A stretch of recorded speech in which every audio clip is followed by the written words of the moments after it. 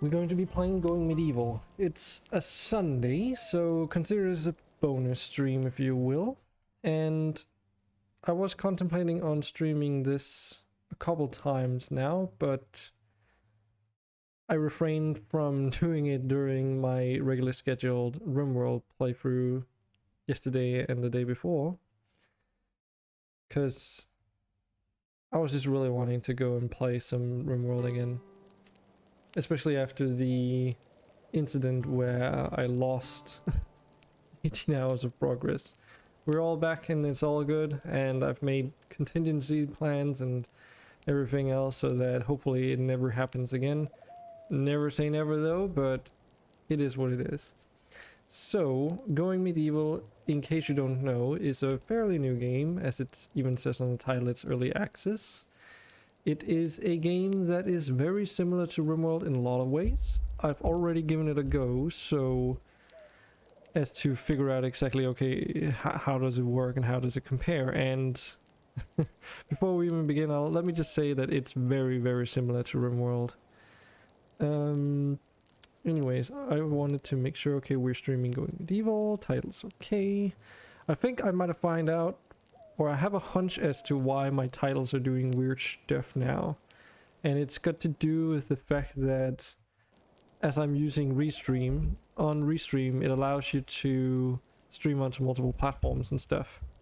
And as a result, you have to set up your stream titles and your description and everything. You can do that through Restream.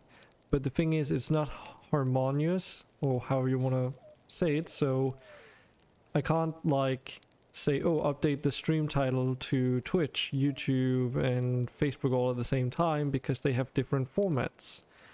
And I think because I'm streaming through Restream, because the way it works is that you stream to Restream and then they restream that, hence the name, to, you know, Twitch, YouTube, Facebook, whatever you set up.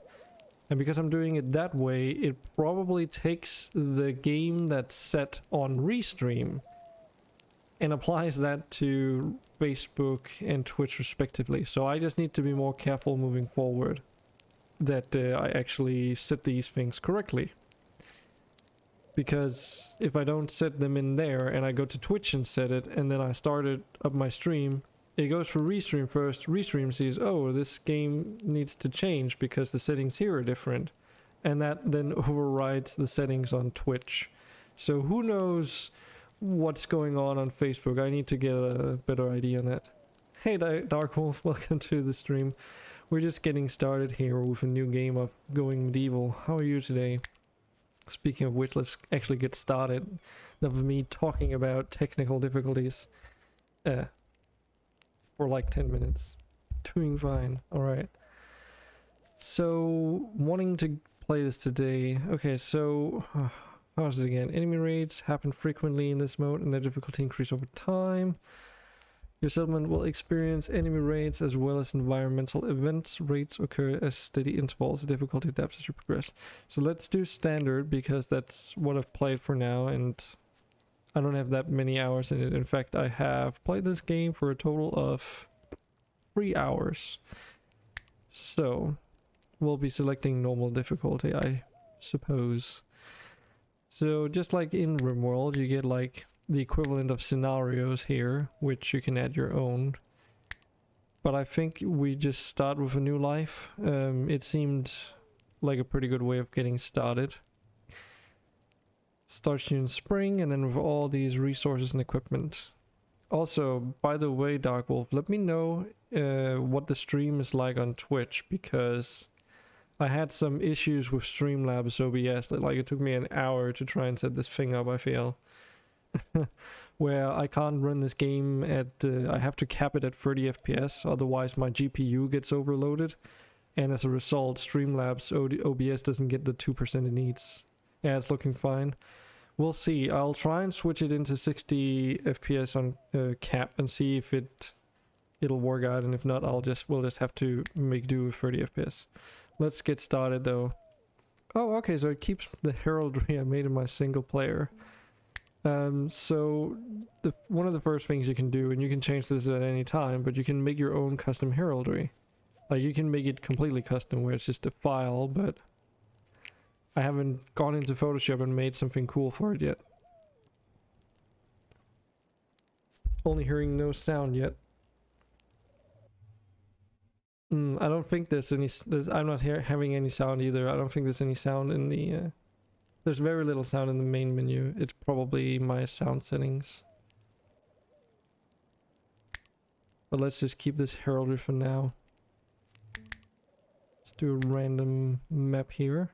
And I settled in the valley last time. I don't know which one's going to be more interesting. Hillside sounds more interesting. Uneven terrain suitable for a good defensive position, a fair amount of limestone and clay, a moderate amount of fertile soil and vegetation.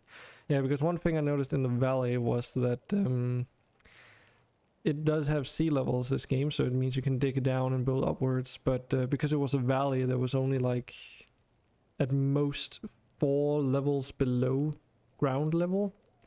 So I want to try the hillside to see what that's like. And we get our colonists here. Yeah, I can hear very subtle music in the background, so I'll probably have to reconfigure that. I tried to adjust it through Streamlabs OBS so that it wasn't too loud, but I might have gone too far down now. So we'll just take it as we go. So just like in RimWorld, we get our random colonists. I guess they're settlers in this game. So you have a settlement, not a colony. Basically the same thing. So what I like about this is that you get a group skills overview as a bonus thing. So that's like the total count of all your different skills and how many passions you have in the different categories. This is only really relevant when you start out, but it's pretty good nonetheless. Just like with RimWorld, we also have perks. They're just, or traits, they're just called perks in here. They also have backgrounds that change their starting skills. But then they also have a religious alignment, amongst other things. And I've actually now that I think about it, I wonder if this height actually, does it actually influence the character model, you think? Oh well. Because I've seen like some pretty big enemies that were like much bigger than normal. Let's see, he's a punch drunk. Okay. You share alcohol, expect a black eye. Lord of Misery. Okay, so let's try and randomize some people. So what I would probably want to have as easy a start as possible is to get someone with marksmanship.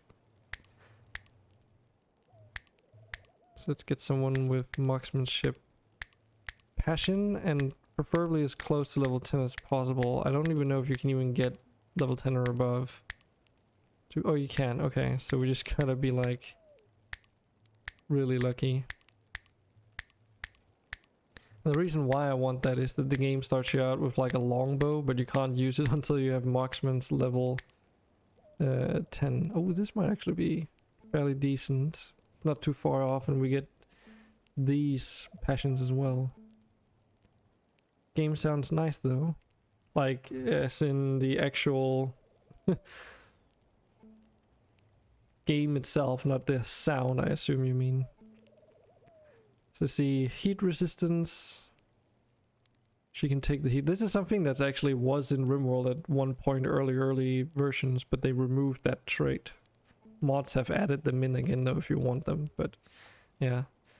She's infirm. Fragile heart is a burden that Quenhilda has always had to bear. She's often convalescent. So she'll just... okay. We might have to find someone else as our marksman then. Come on, at least... Okay, this is maybe... No, maybe... She doesn't have... Ooh. She's unmoved by human mortality. Flesh is a mere commodity once the soul has fled. Callous. Okay. Interesting. She's outgoing, so... No inherently negative traits, I assume this isn't inherently negative. And she'll get to 10 in marksmanship pretty easily. She is 33. Okay, she did look kind of much older than I expected.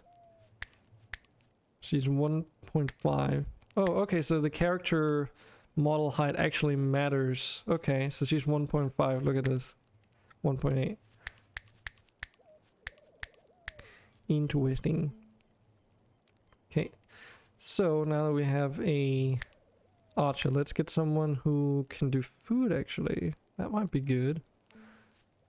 I know she also had it into culinary, but we might as well get someone who doesn't give us food poisoning from the get-go. She's robust. Okay, that's pretty good. Contemplative. Mood target. Often spends most of her time with her own thoughts. The rest of us are not invited. So I assume it's gonna be the same as with RimWorld's mood system, where it's just that her mood target is like at a disadvantage. So you basically need to keep her more happy to compensate. Okay. Dainty. Oriole needs the finer things in life to thrive. She struggles to cope with little things like dirt, cold, and hardship. So she's basically princess on the fucking P here. Okay. Well, let's try and get another one as well. I think she's pretty good. I don't know if we'll keep her, but let's try and get someone as the third person for now. High melee and intellectual. Well,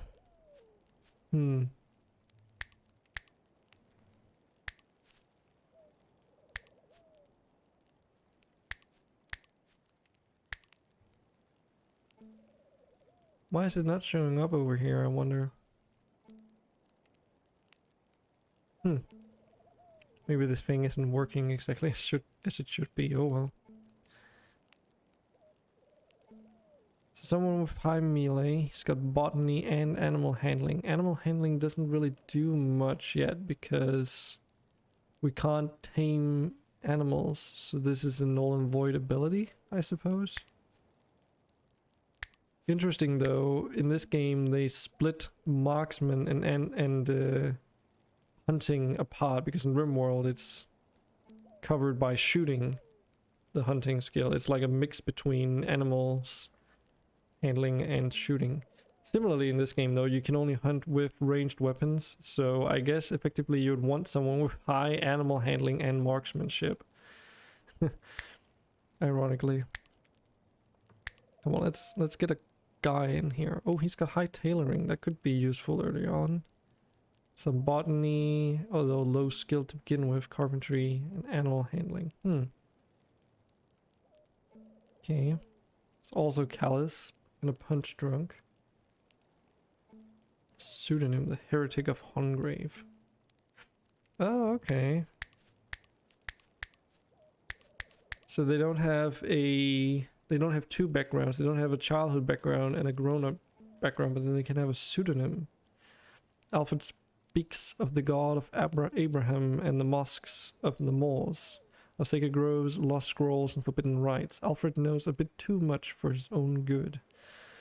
Huh. And he's callous. I wonder if this is religion related. Because they did actually include religion in this, which kind of is non-existent in RimWorld. Unless you want to count the anima stuff from the royalty DLC as such. But we'll get more people as we go, so I think this is about a good mix and average. Okay. So this is just a summary before you embark. It gives you a summary of all the things, and you can go back and change the different steps before you start. I'm gonna keep tutorial tips enabled just in case there's something I forget. But yeah, so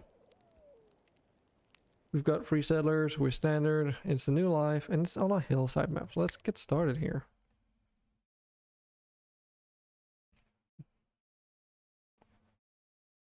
So this is something that I already like presentation wise for the game, is really cool. So it starts you out with a new life. It's similar to the scenarios in RimWorld, but just more involved, more immersive, I guess, because they use the actual names of your characters. So this is basically the scenario we're in.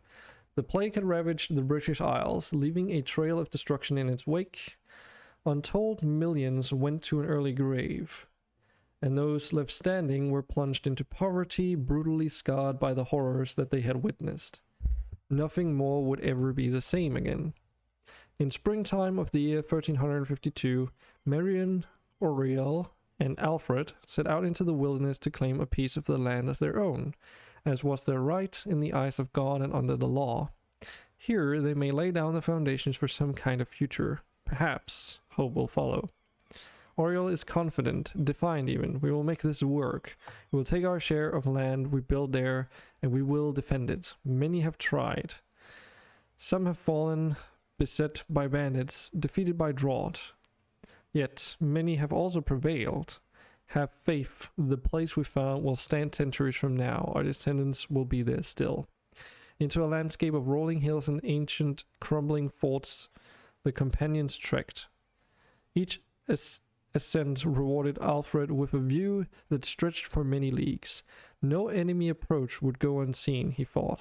They built a camp that would, in time, become the settlement of Forney. So that's our current settlement name. So let's get started. So, and we're just gonna skip this because I kind of know what I'm doing. So this is gonna be our map. And again, I apologize, but I just can't run the game in higher than 30 FPS without OBS freaking out, so hopefully it's gonna be fine on the other end. But yeah, as you can see, the maps seem rather small, I would say. Like, that was my first impression, and I know Captolamia had the same impression when I saw him try it out. And I don't know if that's exactly true. It's just like with RimWorld, all of these terrain tiles here are just very small tiles, so it's probably just a matter of perspective. I mean, you're zoomed really far out here. If you think RimWorld, this is like, you know, pretty equivalent, I would say. So, that being said, however, we do start with these resources, which we will immediately mark as being allowed. And then take a look around the map to see if there's any interesting point that we can settle at. So these are the sea levels, by the way, as well. So we can't go any further down than these amount of layers, which means that we should find a location accordingly. For a hillside, it doesn't really feel that much different from the valley, to be honest. It's sort of the same, though it just feels like we're slightly higher up, coincidentally. But it doesn't really seem like the actual structure of the terrain is that much different. Okay, so I do like this pit over here, which could be kind of cool to work with. Unfortunately, there's no like raised ground anywhere to speak of, which is kind of what the hills map was supposed to be. Unless you want to count this height difference at the very edge of the map as being the hill difference thing. But then it's like the entire map is one giant hill, which doesn't really do anything for us. I also don't know if you can get rated from any point, any part of the map, like any corner yet. Haven't played for long enough to really pay attention to see if that was actually the case. I'm contemplating if we can start a new map, or should start a new map, but that would mean we would have to go through the character creation process again. I think we can make this work though. So what we will do is we will probably build something around this direction here. I think that's what I'm going for. Yes, so let's take a look at our jobs first and do a standard thing. It's basically like RimWorld in a lot of ways.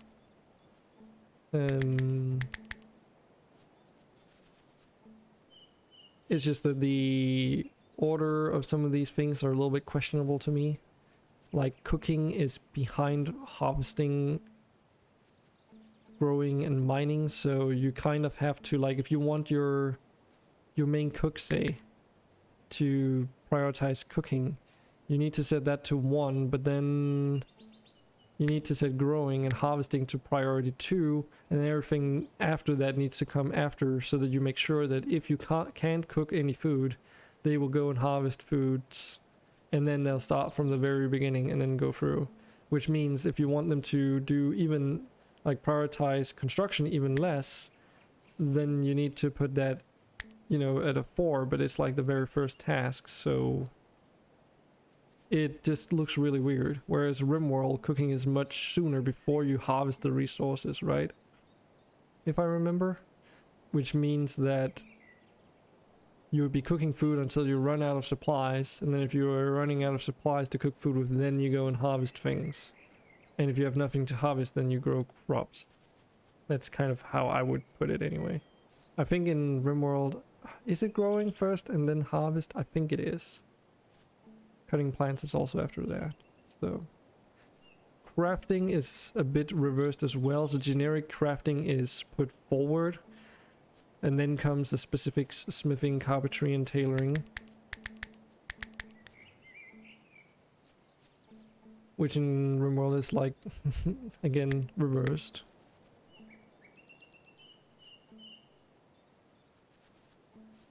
That means if we want her to focus on researching, if she's doing nothing else, then it needs to be like so.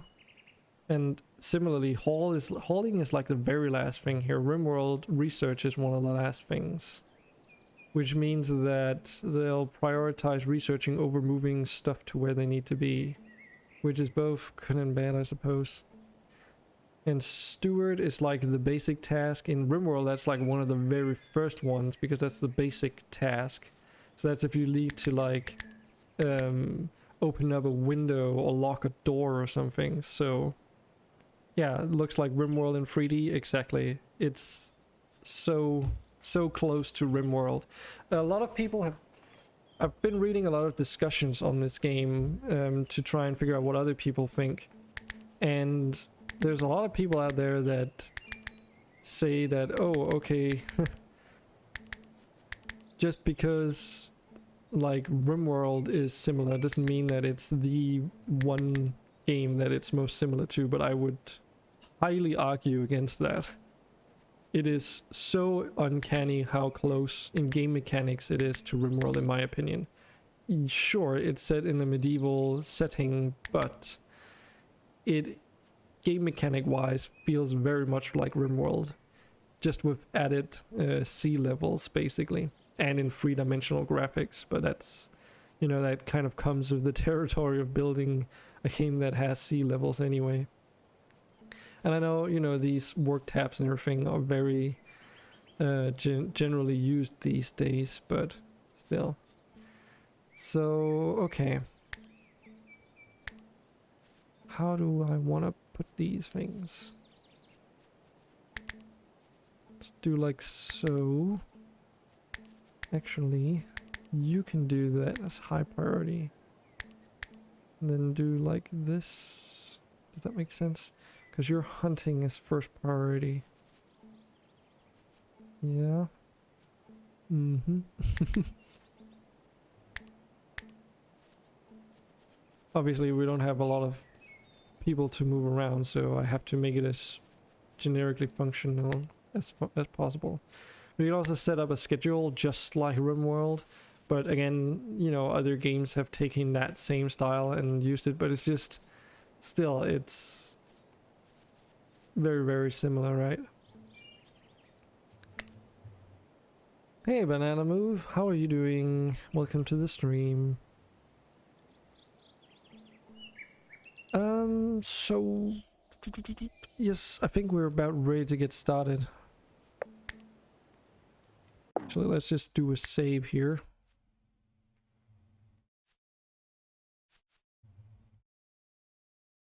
Let's call it streams start. There we go. Okay, so in this game, the saves are actually based off of your save, which is required to be modded in RimWorld. Just a little detail I just noticed.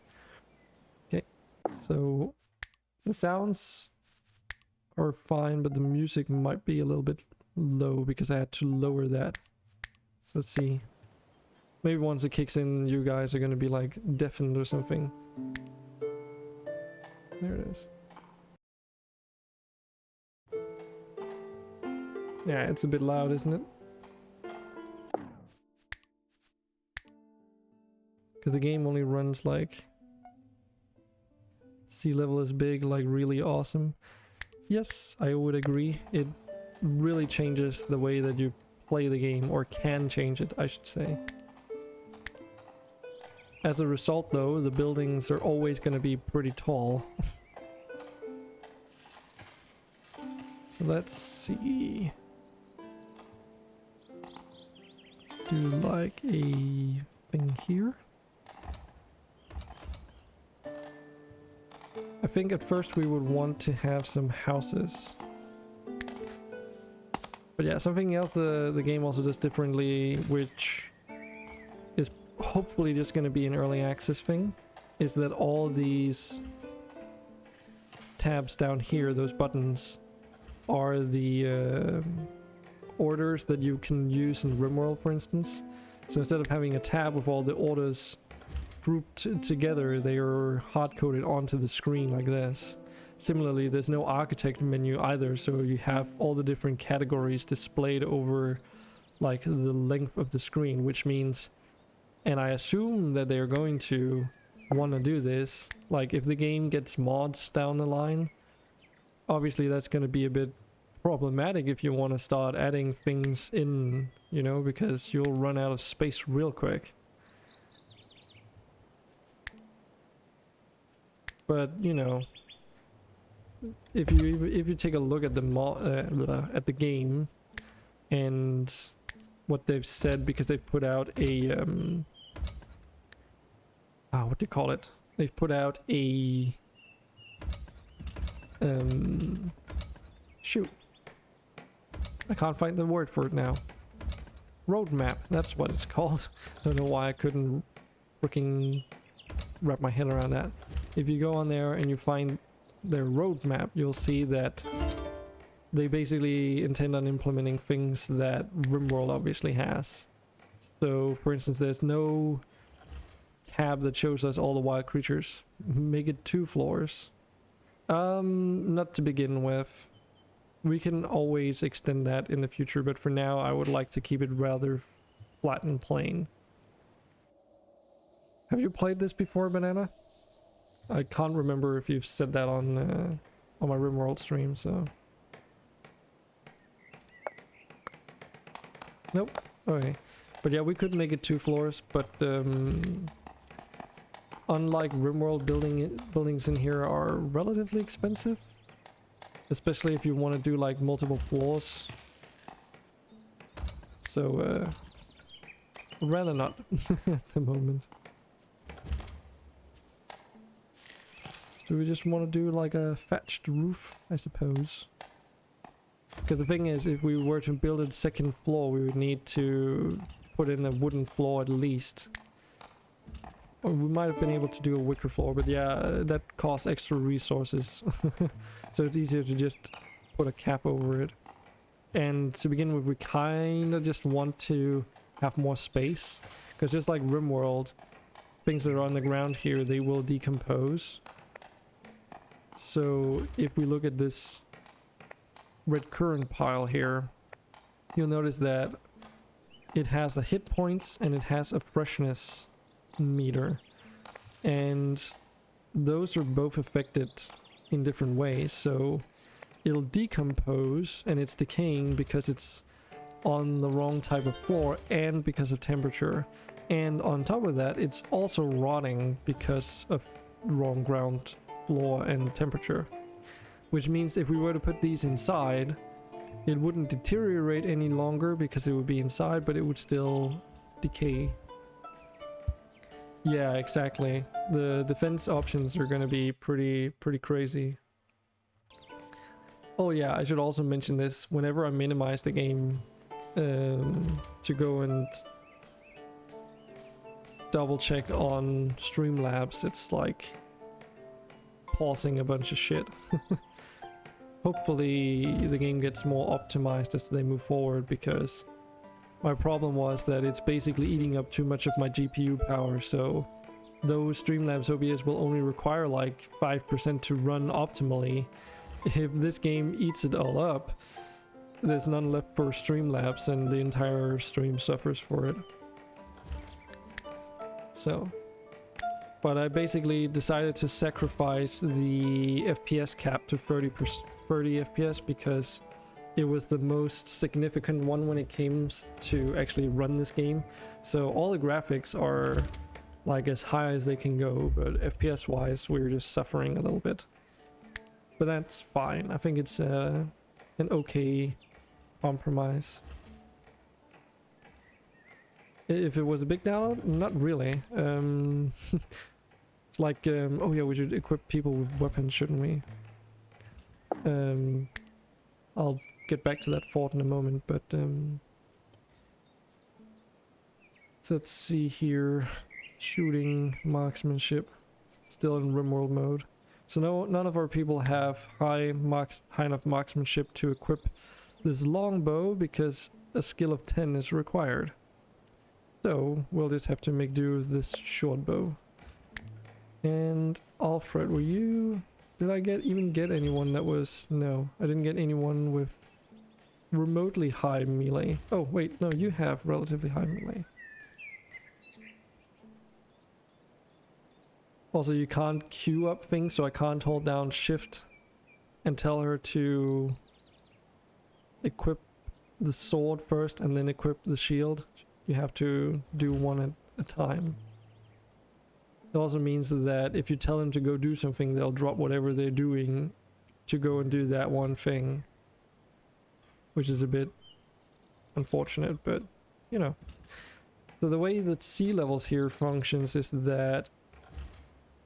Come on. Is it Alt? No, it's supposed to be Control. Why is it not? Oh, there it is. So this number up in the top left here. So as I hold Control and scroll, I can go between the different sea levels at half level increments. You can also use some buttons on your keyboard to do the exact same, but I prefer using the scroll wheel. We'll make some wicker floor here. On my first test run last week when I first played it, I made all the floors out of wood, but that turned out to be really expensive and I just ended up having all this wicker lying around, so might as well. RimWorld HD! Bye, get good! Maybe check the control settings, might teach us a few steps. I kind of skipped the tutorial because I'd already gone through it, but it's pretty standard. 1 to 3 controls your speed just like regular. It's up here. You can press space to stop and start. What else is there? I mean, there's all this stuff up here, but I haven't even needed to mess with it. I think it's just like... It's like the RimWorld things that are normally in the bottom right, so it's like...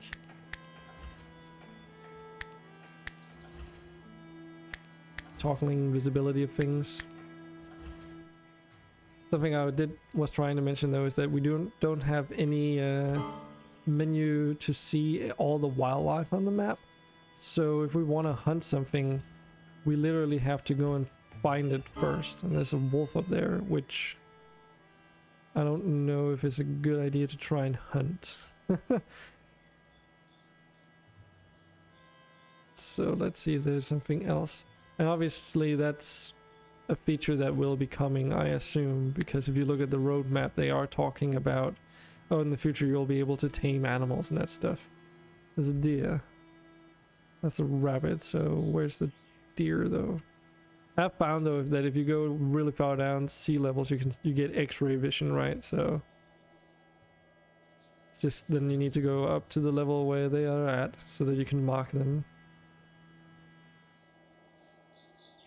But yeah, it's also not super necessary to survive early on.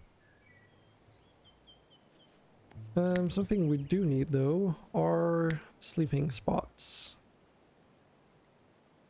And it's R and F to rotate buildings.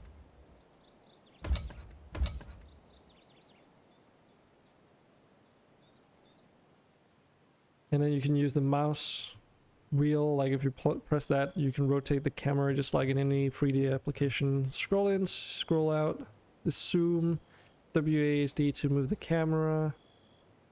As I covered, control scroll for the sea levels. Or you can also use X and C, which does the exact same thing. It's just your fingers are placed weird for it. And yeah.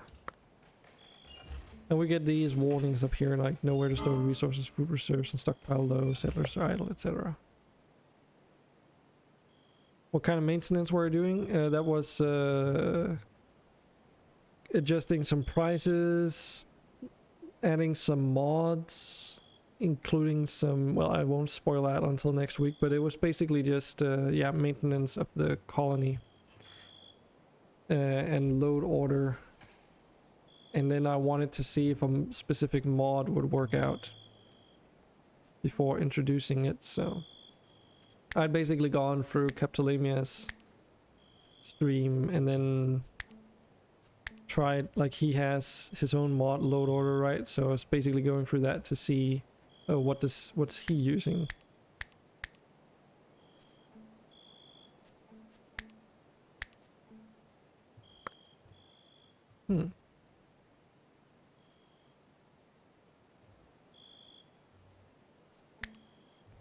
Yeah.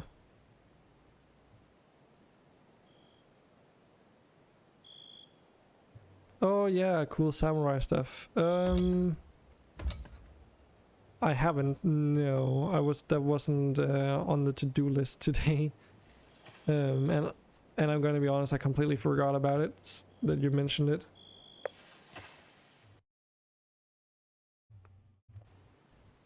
Yeah, this is a problem. I can't go on to the workshop and look that thing up while having the game run because it's not in window mode.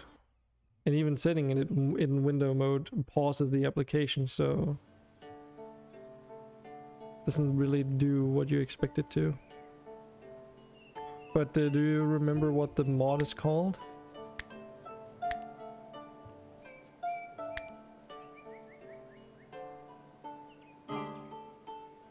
Settlers are idle.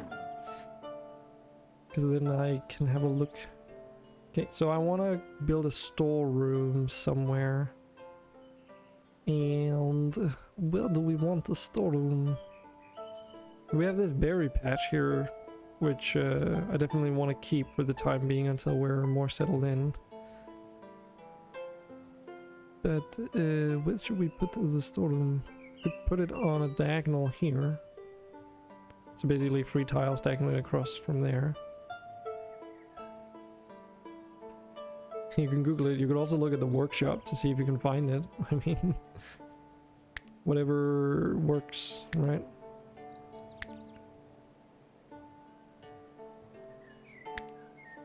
Okay, so we want to do some windows in here. And do cross like so.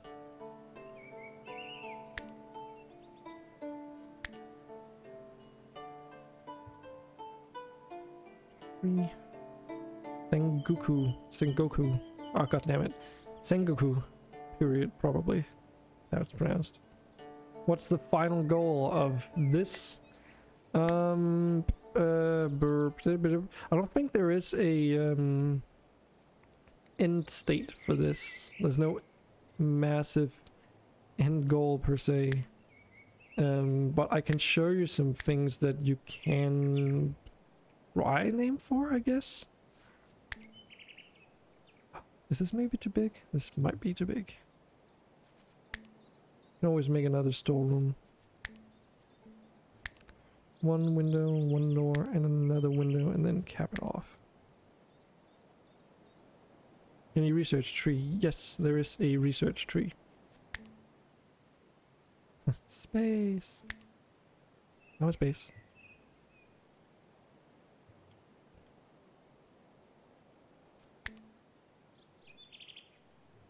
And then another window in the middle there. So yes, we do have windows to begin with in this game, so... Or I should probably call them shutters because that's really what they are.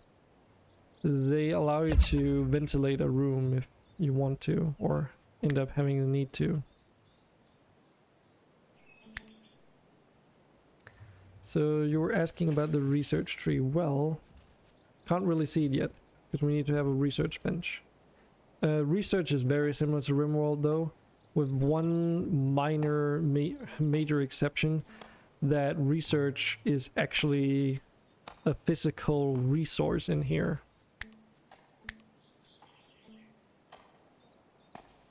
Let's put a floor there. And then this is our default stockpile. So basically, we'll be back in 20 minutes. Alright. So, see you later, Andre.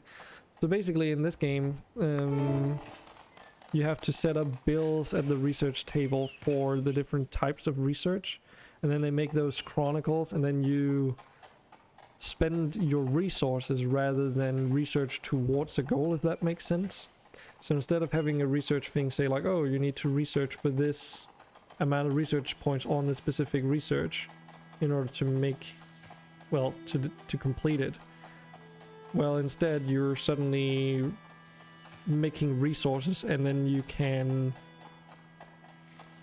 decide at any time what you want to use those resources for. So if there's no particular research that you need explicitly now, you can save up those resources for later. It also has the added benefit that your colonists will not go and do research just like that. Like, they'll be capped at how many resources you have. At the same time, it also means that you don't need to assign a specific type of research, because they'll just keep working until they produce the amount of resources that you set them to. And I assume it also means that you can technically trade with research in the future once those caravans are added into the game.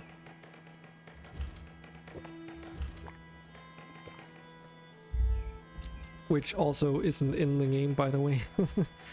So. But yeah, to begin with, we just want like some simple housings. Preferably with some windows and some doors, you know, to get in and out. But also these shutters, if you open them up, your archers can actually shoot out of them. So if you get raided early on and you have a small house that can be closed off, you can have your archers stand at that window and defend yourself to get some free pot shots before the enemy gets close enough and breaks down the door, most importantly.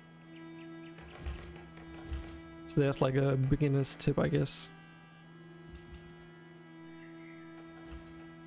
Our colonists will slowly be moving the resources into the stockpile as well.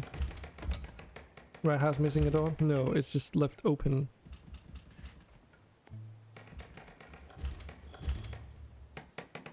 So the door's there, it's just opened.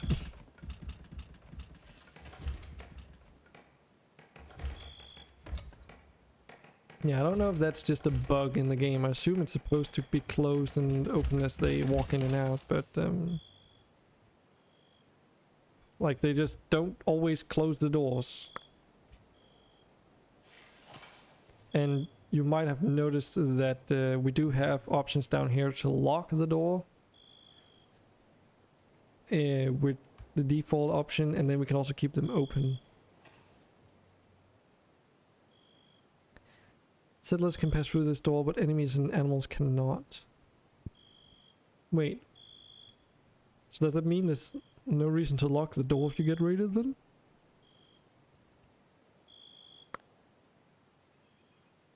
Does that mean that even if the door is visually open, enemies just can't pass through? That would be really strong. I doubt it, but it might just be like a semantics oversight. Because if you just read this, it's like, oh, regardless of whether it's open or not, just period, and only your colonists can pass through. But I assume that's not what it means. I assume it means that if the door is closed, enemies and so etc. cannot go through. So obviously something that's a little bit different here as well is how you build roofs.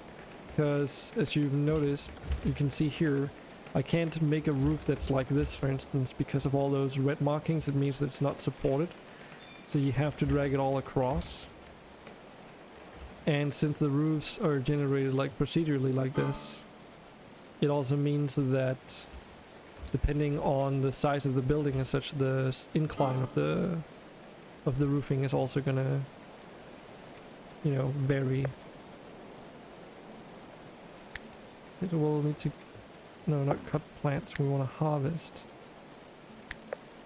We want to harvest some plants because we need more of that stuff. That tall grass. So just in case you were wondering, this is not wheat. This is literally just tall grass, harvestable grass, which is used to acquire hay for our thatched roofs.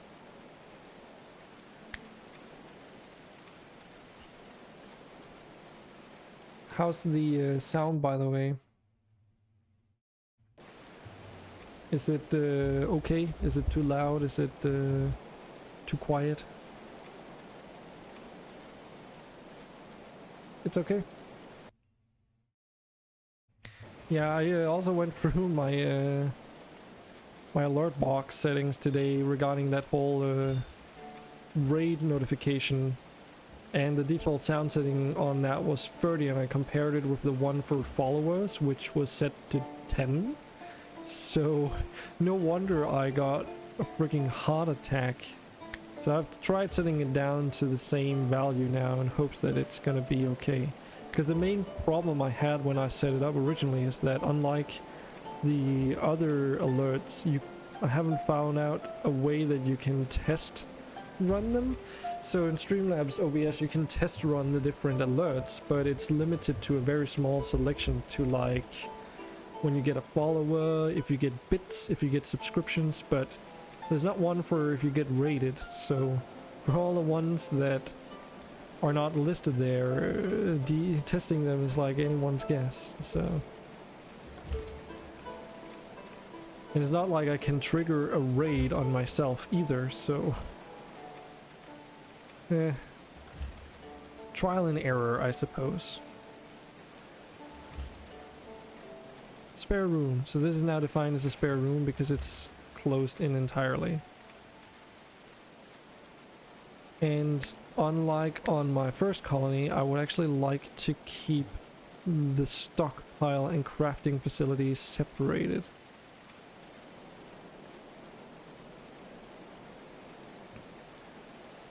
Because on my first one I had just put the research benches in that same room, but it didn't really work all that well, in my opinion. So what can we do to make this a little bit interesting here? Harvest ruined. Okay, good job, people. Let's do a 5 wide wall here. No, wait, I have a better idea.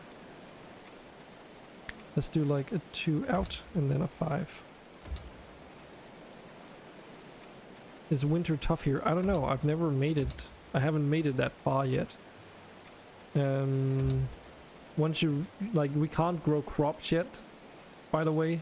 That needs to actually be researched. Unlike in RimWorld, where as soon as you start, you want to start growing crops. That's not really a thing here. It's very, you're heavily dependent on whatever you can find in the wild, so, you know. That's kind of a thing that's different.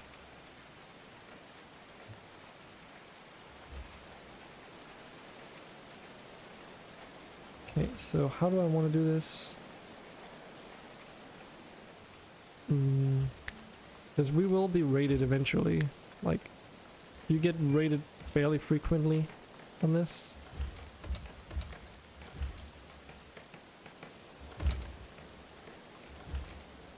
Also, the workstations for the thingies were like free by something, so I suppose preferably we would make it something like this.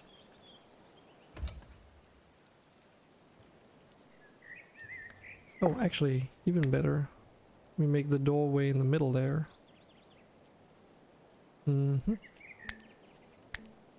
Just a bit of planning, I suppose.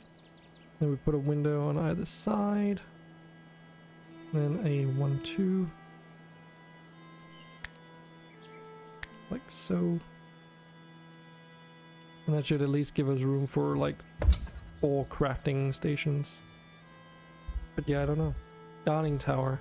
Yeah, this is just for a palisade segment. I don't know how useful it will be, but it's something. It's like an early defense.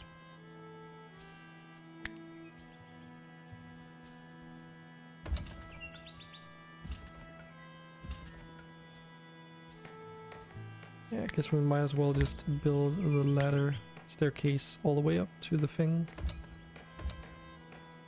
And then we can't really make defensive stuffs yet, right? Or is that actually... Oh wait, we can make wooden merlons to begin with. But probably not required, to be honest. This is a little bit overkill from my experience. Because you get attacked by mainly melee people, and... You know, obviously, if you have archers, they can't really do anything if you're on a wall. Like, that's one thing that I've heard about this game, that it gets really easy to survive very early. Probably because there's not a lot of things to come your way in terms of negative things. Let's designate that for... So gets hunted. But you know, early access and all that.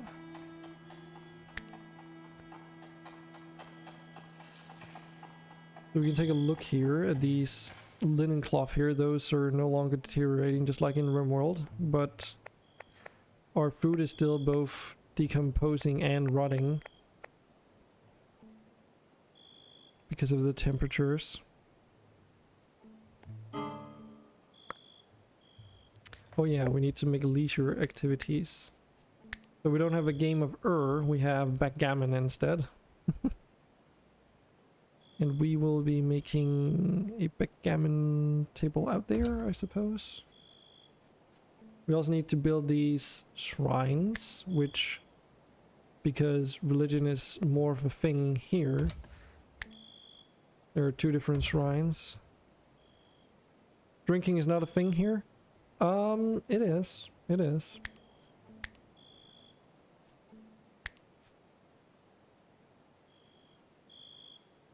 Okay, let's get that thing there. Basic research table. And then let's add a campfire somewhere in here.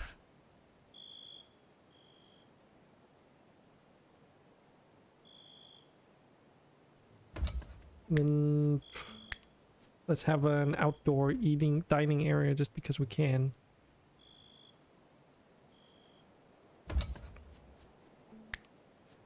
With some wooden stools.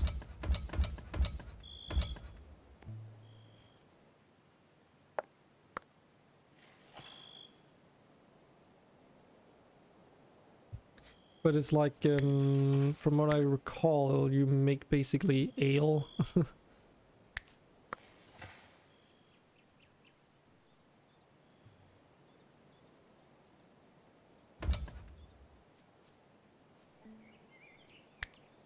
I never made these fences either.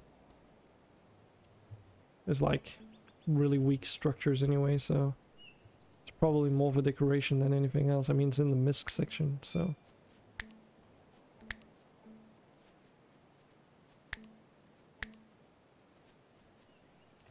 But yeah, just like in RimWorld, if we look at these merlons here, we'll see that they provide a cover effectiveness of 55%. So you can get cover just like in RimWorld, really.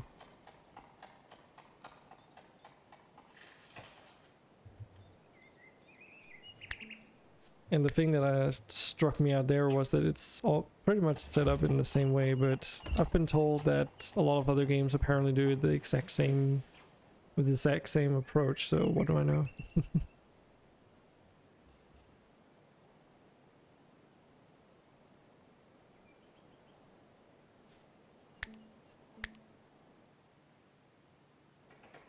We have wood over here, so it's not because they need wood. Just takes them time to do things.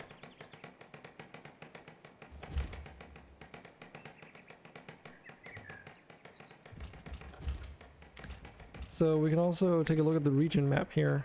So instead of having a full world, we have this region here, which is what I was talking about, why I was talking about earlier. There's some other things that you can like go for.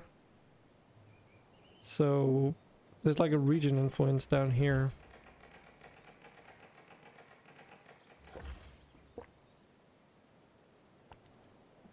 Which I don't know how much, what it actually does. It just says it's means it makes your colonies influential. And I don't know if there's any world map interactions yet. Now that I think about it, because I seem to recall it was like on their roadmap as well. So it's gotta be mostly the basics that are in here rather than anything else. But it's still some pretty cool stuff.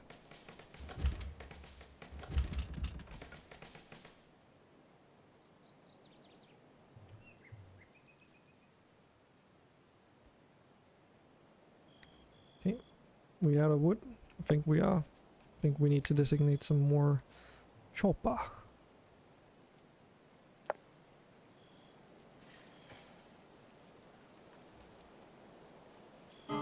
Okay, so is there an access point down into this pit?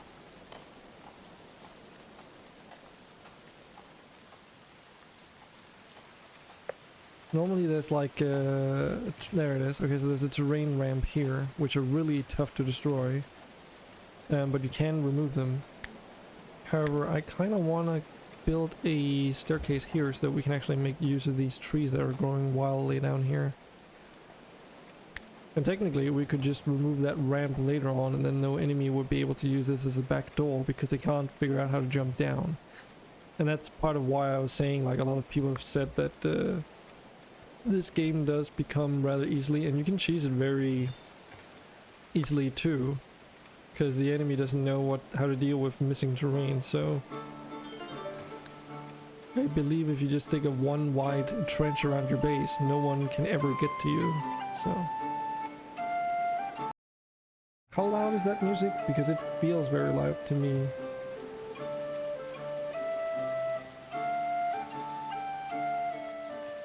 Like, it's basically the same volume that I'm talking, it feels like.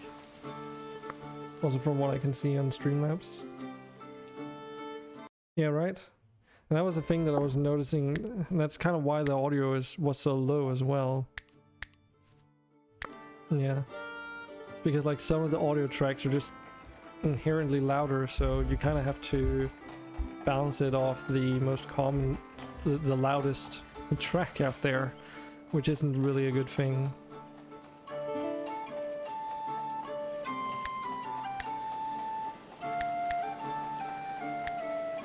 Alright, so this just shows the resource panel on the right. It's like, it's basically like RimWorld is just on the opposite side of the screen. It's like they had the you know, they were ballsy enough to just rip many of the UI elements, but then they just decided to move them around. I don't know, does it make sense to have all the resources on the right hand side more than on the left hand side? I don't know. Colonists are also going to be listed downwards here, so I don't know what happens when you run out of space.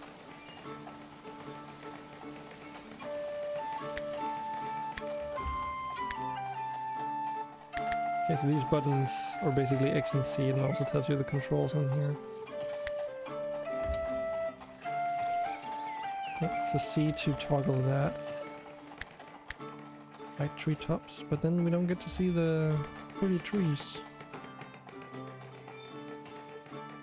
So yeah, today's just gonna be like a casual Sunday stream where I'm just playing this game for funsies and hanging out with you guys. Build your defenses. We can make stick traps, by the way, too. So if we put those out in front of our doors, that means if an enemy steps on it, they get skewered.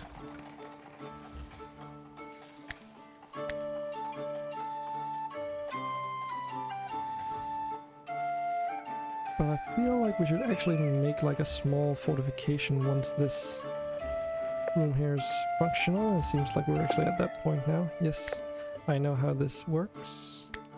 So this is just like RimWorld, butcher creatures forever, done. Here we can make some meals, which are, again, until we have 10 to 20 or something. And this is where I got confused to begin with, because you need to queue up these research chronicles. Oh, and we just get our first event, a new settler, a barbarian snack. Some said tales of the progeny eating people were poppycock. But they crossed themselves when Lena appeared, having escaped as the brutes were sharpening their knives. If cannibals came looking for their lunch, would you keep Lena off the menu? So unlike RimWorld here, we do have two options. They don't automatically join our colony or anything. So we can either decide to slam the door shut, leaving her outside, or we can accept her in, and it even tells us what she's good at, which is something you need to mod into RimWorld to get. Which will give us negative, not negative influence, it'll give us this attack of 2 progeny marauders if we do so. If we let her, like, if we don't help her out though, it gives everyone a negative mood buff. And I just need more people, so we'll just get her in. And she starts injured as well, so we'll need to heal her up. She has a high speechcraft. Don't know how useful that is when there's hardly any of that stuff in. Also notice how she's like limping because she's hurt. Or walking like she's, yeah. I mean, she is like holding her on her stomach or whatever, but still. Also, because we don't have any research done quite yet, we can't make any weapons, so that's another thing. Yeah, let's do until we have 50 of these chronicles. So let's take a look at the research tree for now. This is pretty much just like RimWorld. It's just for some reason, like I'm scrolling at my highest speed. This is how fast it'll go. So, yeah, not exactly sure why. The scroll wheel is basically useless in here, but you can at least left click and drag. Got to poo ASAP. Yeah, that's what I didn't want to say. So obviously we gotta start at this one thing because it's the only thing available, which will unlock wooden beams. And that's because structural integrity is an important part of this game. And then we would probably want to research wooden weaponry, which will require us to acquire 20 of these chronicles. So this is what I mean, like you can build up these chronicles and then you expend those chronicles to gain the research things, so to speak. And then later there are different types of research as well, so it's not just the same thing all over.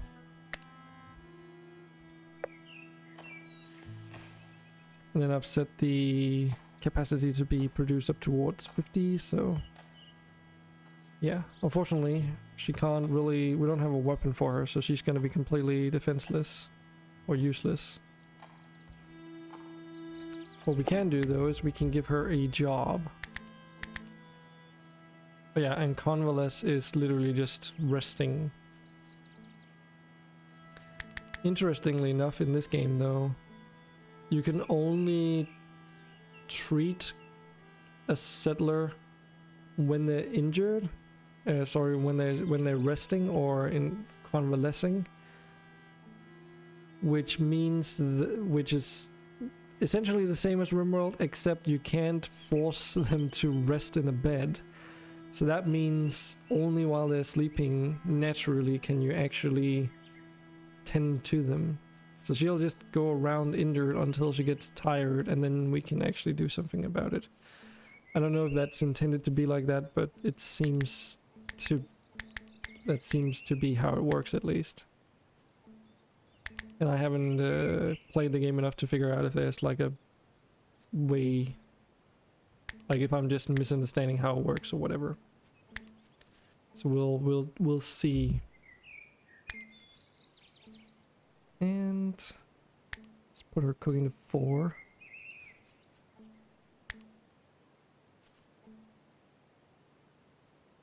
And crafting can stay at 3, I suppose. Can also keep it at put it up to 1, that should be fine.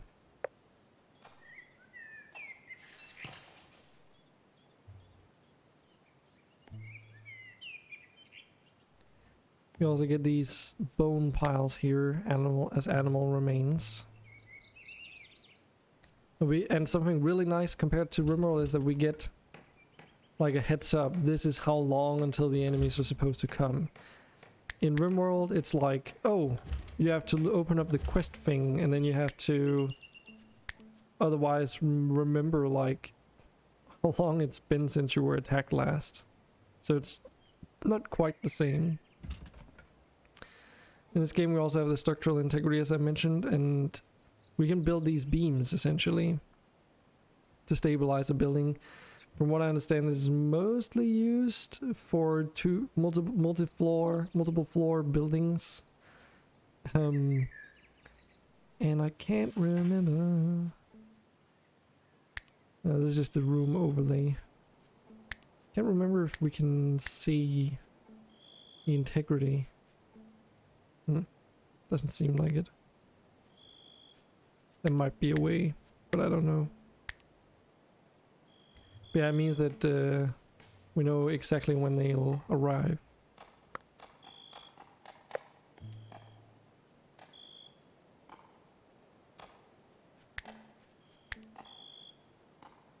Also queue of a floor in here, that's 70 wood.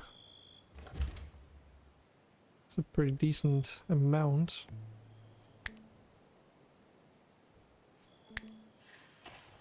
We do have a bunch lying down here. Wait, why is this not oh, it's not this one, it's the pile next to it.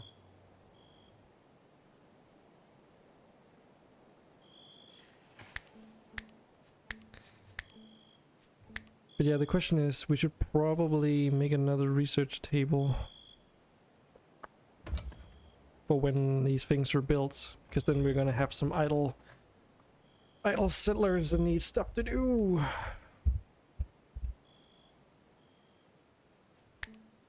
So what are these people's skills looking like?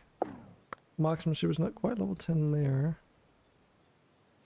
I also have to remember that we don't have the luxury of being able to equip multiple weapons here, like in Rimworld, so we're just stuck with whatever they have available.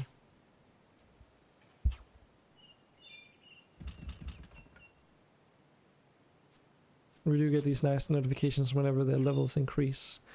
Oh yeah, okay, so Marion's skill level increased to level 10 just in time, so she can go and actually equip this longbow now. Instead of the one that she was using before. And that opens up this bow so that Lena could start using it. But should she?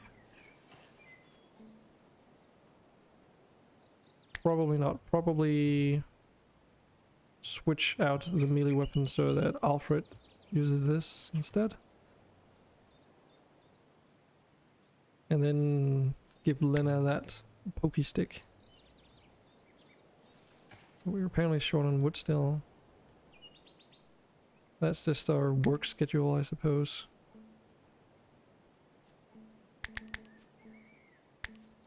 Probably fast track all this stuff.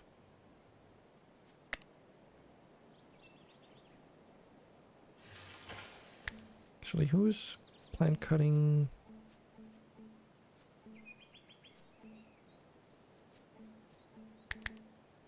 She can have that as low.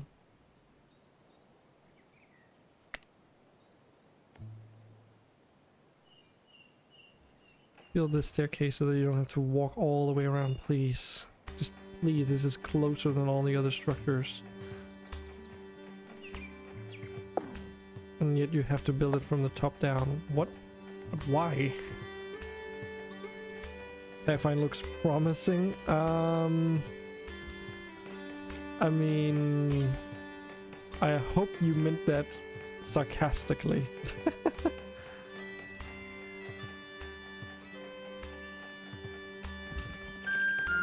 Yeah.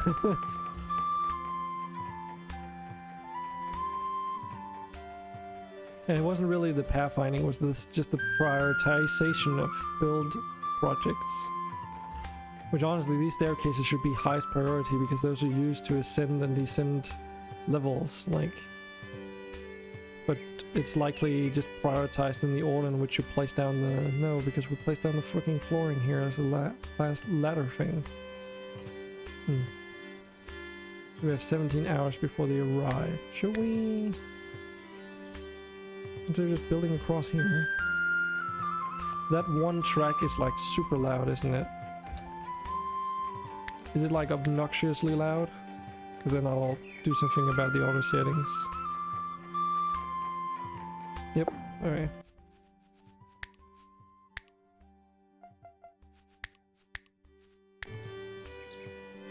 Is loud generally. Interesting. Or well, yeah, you're pretty spot on that.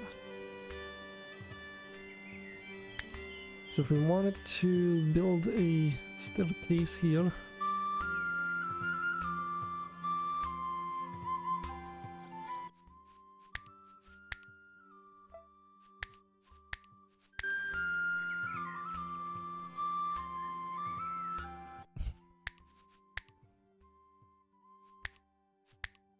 that freaking whistle is so goddamn loud. Yeah, high pitch. Yeah, exactly. It's just like my ears are bleeding, man.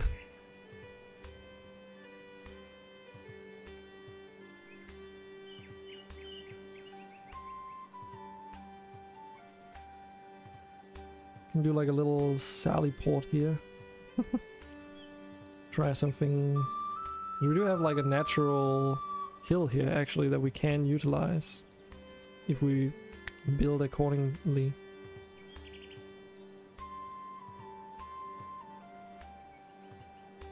Yeah, they can enter from the pit at the moment, assuming they actually spawn in from over here, but once I remove those rams, they shouldn't be able to. Just need to make sure that I get them all.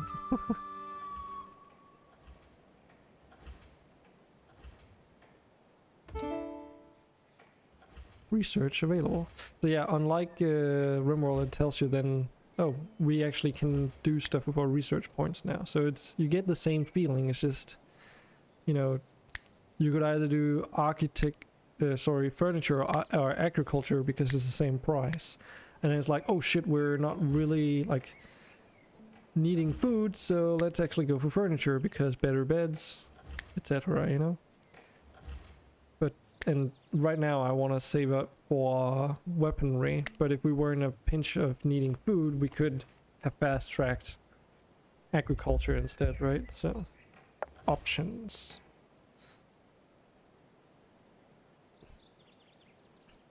Whereas in RimWorld, it's like you might get half through a piece of research and then realize, oh shit, we actually need something else pronto, and then though you've made research progress on that one, it would be cool if you could have suddenly redistributed that progress into a completely different thing, right? So prioritization works a little bit differently here.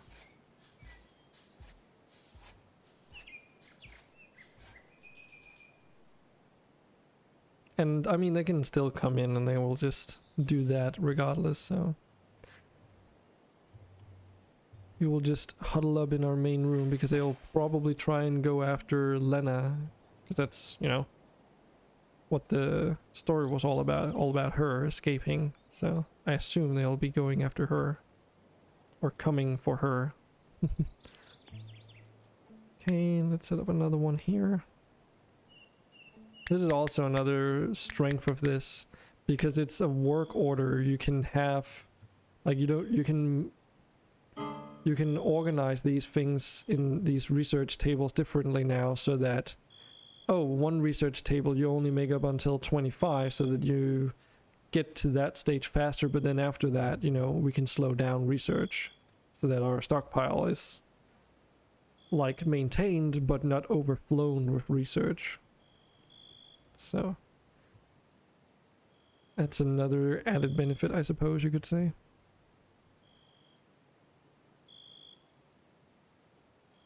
But yeah, her wounds were just tended to.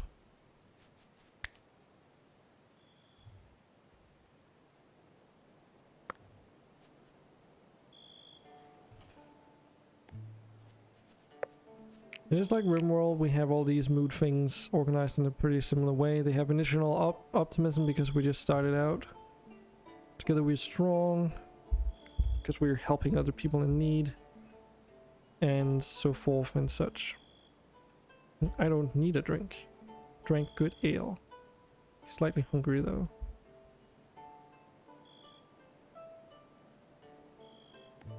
We have these stew piles, which is our food, however.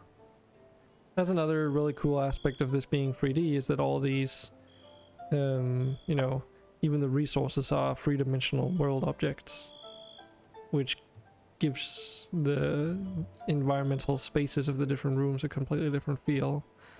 Like the scale of everything, you know, like the benches and everything is like more immersive instead of a two-dimensional thing, because with RimWorld they have to work off the perspective that Tinnen kind of decided to have from the get-go.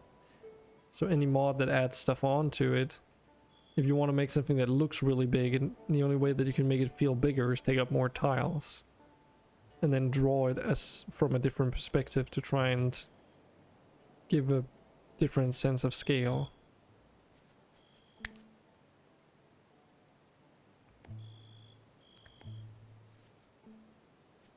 Four hours and 58 minutes. Also, though this hay stuff is, you know, an organic material, as long as it's stored correctly, it doesn't spoil, which is accurate to how it works IRL, you know? As long as it doesn't get moisture and stuff, you can store that stuff for a very long time. A thing that I know in RimWorld you need to mod in there as well. You can get mods that add like a hayloft, for instance, but I digress.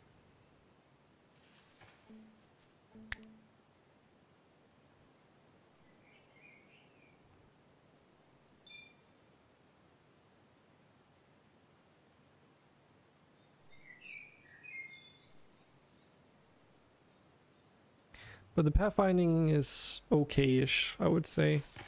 It's probably just the same algorithms that are used in basically any other tile-based game like this.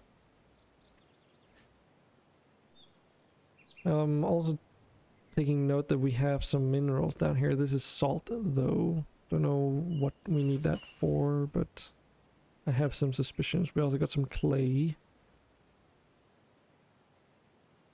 Some rocky soil.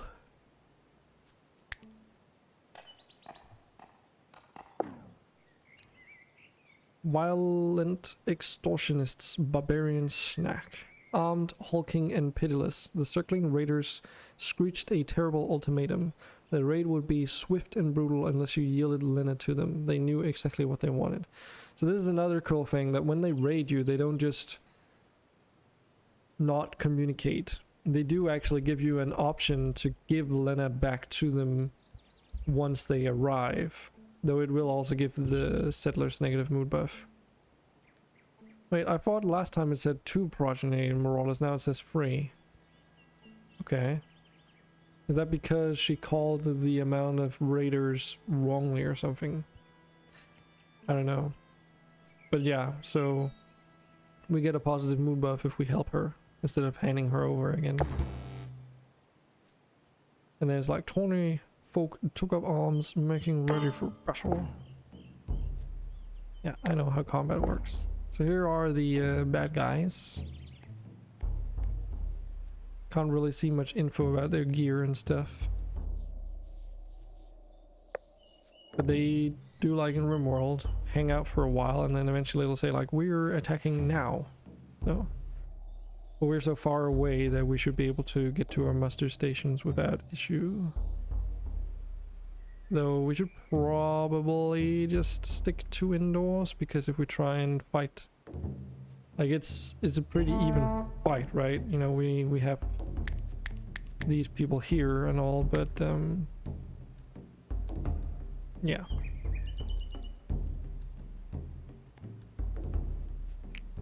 Opens this.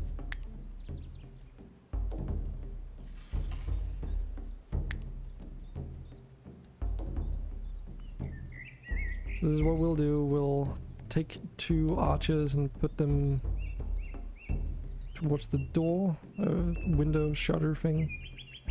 Then we'll have our 2 melee characters here. And it's pretty interesting that they can stand in the same square. I didn't know that. The placement of your soldiers is a little bit more dynamic than otherwise, so. Question is, where are they gonna come in at? Are they going to go for our colonists, or are they going to go for a specific building? No. Just kind of like going around here. Okay. So those archers did absolutely nothing. Is it because he can't hit them? I guess so. The angle must be too sharp.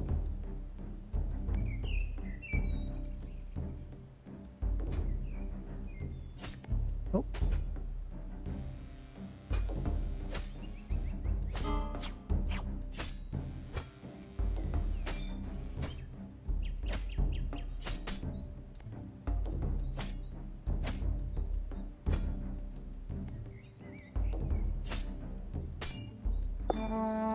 Victory! So you get like a summary of it all, and then yeah.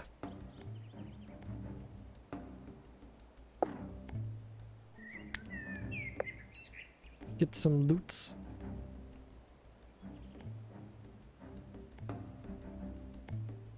Okay, don't really care too much about this. I wonder, is there actually an historical records, history? The raid. I was just curious to see. Okay, so we can read this again. Stood your ground, refusing to give up the demands. This time Tony won the day. Battle-weary, its warriors gave thanks. The beleaguered settlers came under attack. Continued for 3 hours and 49 minutes. Mercifully, all settlers survived the raid. 2 sworn enemies died during the raid. Oriel Beck was the bravest of the settlers, dealing the most blows to the foe. And he also took the most damage. And you get a summary of what things were broken. So they broke our campfire and a wooden door. Which, because they broke that door, it also caved in the roof. Which is kind of silly. But it's because it's supposedly not supported.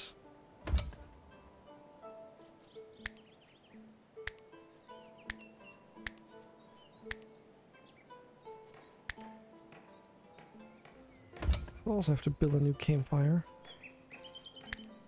We allow all that stuff. And then we can use this pyre to burn corpses, so we should probably do that.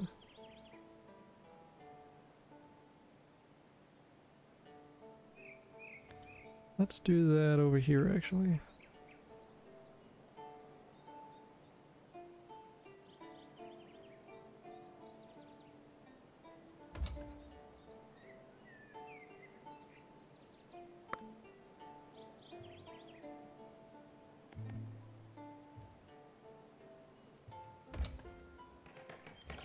What kind of things did we get here? Oh yeah, that reminds me, there's something I also haven't showed you guys. We got a flimsy iron two-handed mace, and a flimsy iron hatchet, and a flimsy reinforced wooden shield. I think this mace actually does more damage than this spear, so...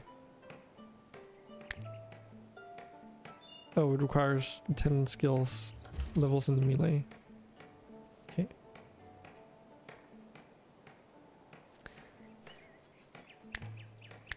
Where is that menu again? It's not jobs, it's not schedule, manage, there it is. Haven't opened this menu yet. So in here we can select stuff like default behavior and get an overview of what equipment they have.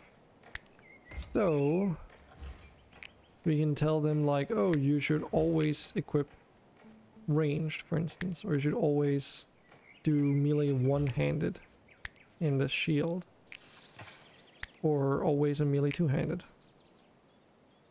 In terms of headgear, like all our warriors that are gonna be in melee should use helmets, everyone else should use caps.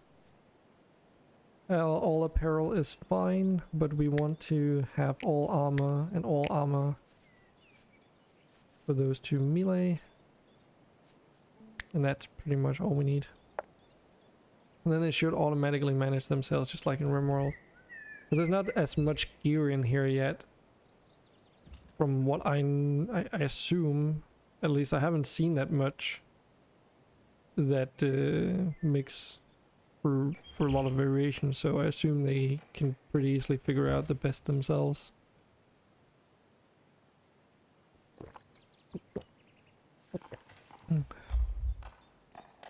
But let me question you guys this though. Could you see modders begin to add in futuristic elements into this game? Like say, just like RimWorld is getting all these Neolithic and medieval defense buildings in there, amongst other things. Could you imagine this game getting evolved into like industrial oil processing and all that jazz, and even into space tech stuff? Maybe even make spaceships, just like with Save Our Ship. I don't know. But I have... Hell yeah, right? I have a hunch that we could probably see that eventually when this game gets further along. Because I think they're on the right track in terms of the overall design decisions that they're using here. They're taking a pretty safe route by obviously incorporating a lot of things that we're familiar with. And going medieval is just a starting point. Yeah, exactly. I don't know if it's going to go that far, but I hope that they will add workshop support so that people can get in. When I looked up the game a couple days ago on Captalamia's stream, I couldn't find much about it, and it said that on the Gamepedia page that they were using a custom game engine. So it's anyone's guess as to what that actually means. But like Captalamia was saying, it looks like Unity, but it's possible that it's not. But if it is actually a custom game engine, that could make modding the game harder if it isn't going to make use of pre-existing frameworks, especially. I presume. Like, I don't know too much about enabling modding for video games. I haven't really made that myself, so can't speak for it much for it. But that's just my general point of view, how I imagine it.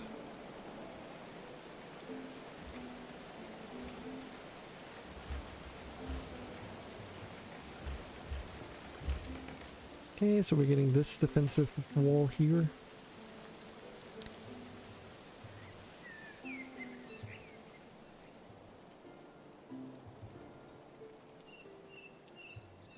And this is what our defensive Merlond wall looks like.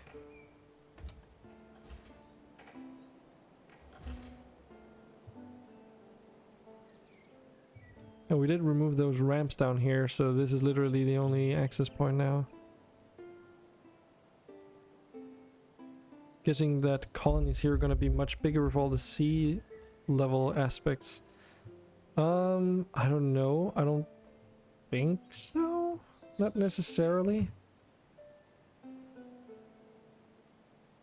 Because, I mean, until now, this is literally all you need for a person, you know, in order to exist.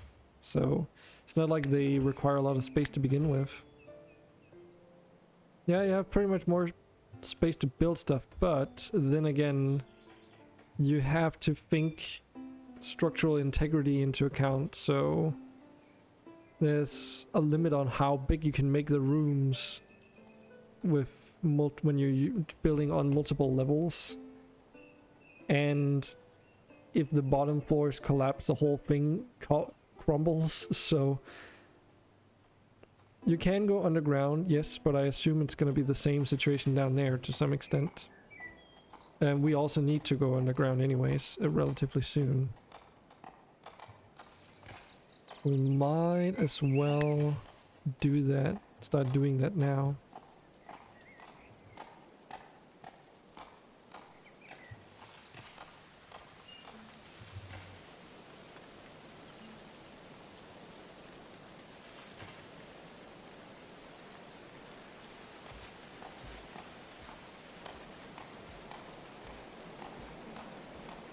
So we might need to do this first.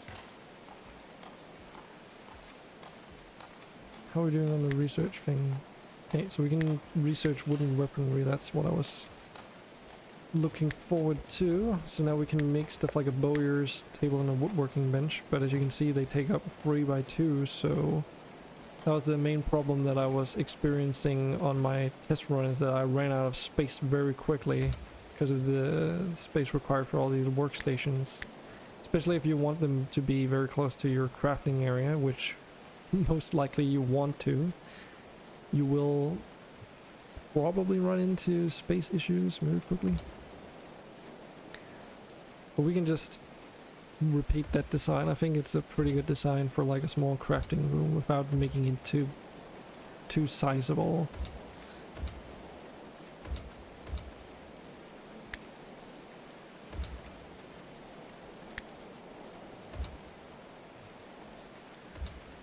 And placing them strategically means that we can also sort of extend our wall through our buildings themselves, right? Because we can have any amount of layers of walls that we want, and if we design it accordingly, you know, enemies won't be able to make use of the walls, so...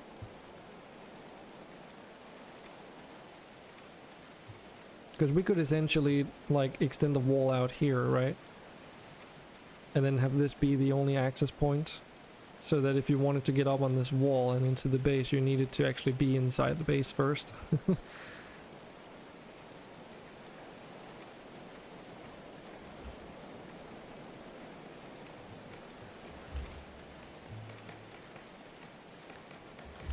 So, human bodies and fuel. So I guess we might want to start storing dead bodies over here or something. Which here is where there's something that needs improvement a little bit. Human carcasses. Everyone. Okay.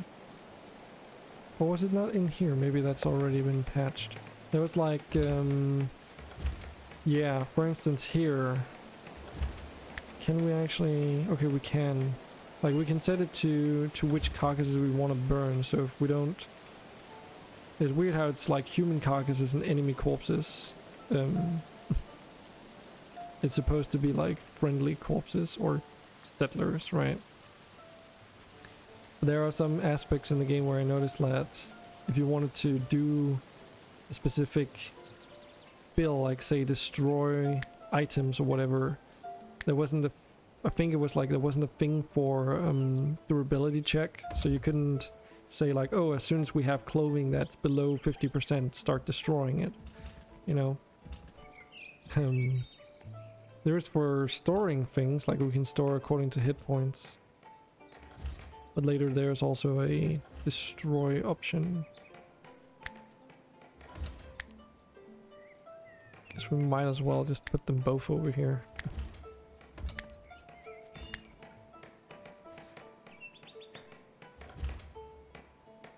Woodworking and bowyer's table. Then let's do a floor in here as well.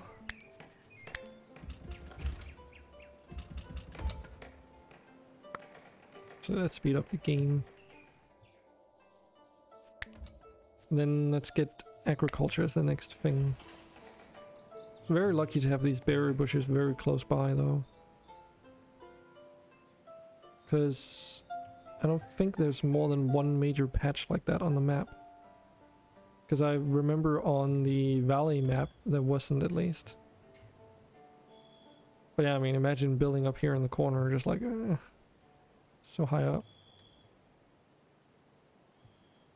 And this is a lot of sea levels.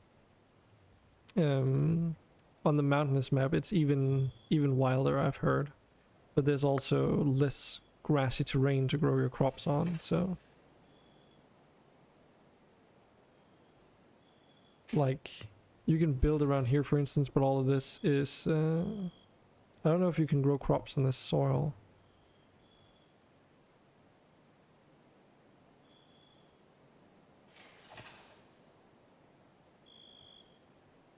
Another thing I also don't know is if lighting has any influence on anything at the moment.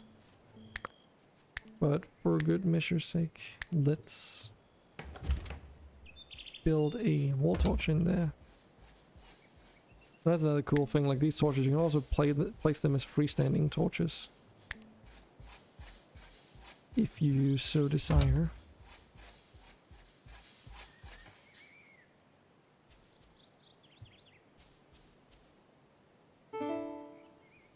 Research available. Let's just get that agriculture immediately. That unlocks the growing zone here. So we can start growing trees and all that stuff.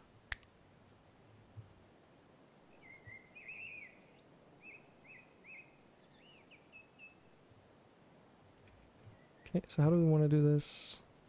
Because now we can grow our own red currant as well. So we don't really need that field anymore. Can we do a 2x9 here?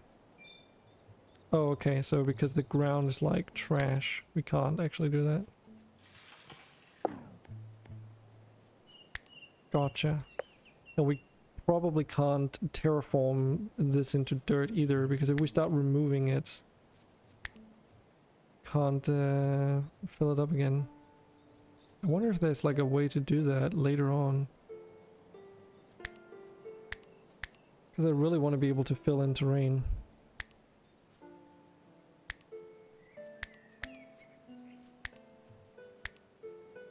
Defensive structures, metal traps. Some more decorations, banners, cooking, tailor armor, the new research types, research 2 and 3, chemistry, healing kit, fermenting. I mean, even if it's in here, like we're so far up in the tree now that I highly doubt that it even exists. Yeah. So that's a thing that you need to be a little bit considerate of. As soon as you remove something, like it's gone. If you remove terrain, it's gone forever. So even if we wanted to mine these salt deposits, if we start doing that, we're gonna have a hole in the ground and we can't fill it up again. Probably can put in wooden walls. It's like a fill material, but we won't be able to grow anything on it, so... Okay, that tells me that we actually need to plan out our fields according to what we have. Okay. Okay. Well, that changes things a little bit. Let's do a 2x7 set of fields here, maybe.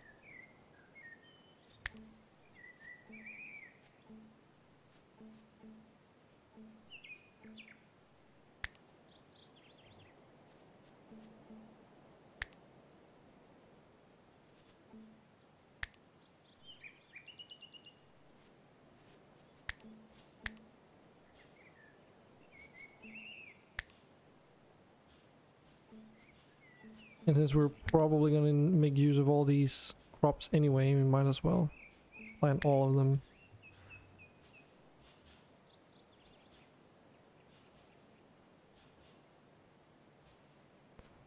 By 7 and a 2x7.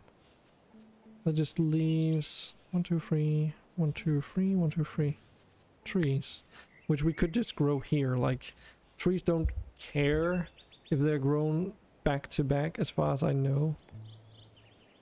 And of course we can also use that to decorate our place. So if we want like a tree right there, for instance, we can totally do that. It'll just be regularly chopped down. I guess we can also use this to figure out where we can put things. Yeah. Yeah, so you can do it on dirt. It's just a texture variant, I suppose. You can do it on this rocky soil too, but I wonder... What does it say here? Grow time 62 days. Grow time 62 days, okay. It doesn't seem like it cares about the soil quality there, at least. And from what I know, there's no rich soil or anything like that either, so...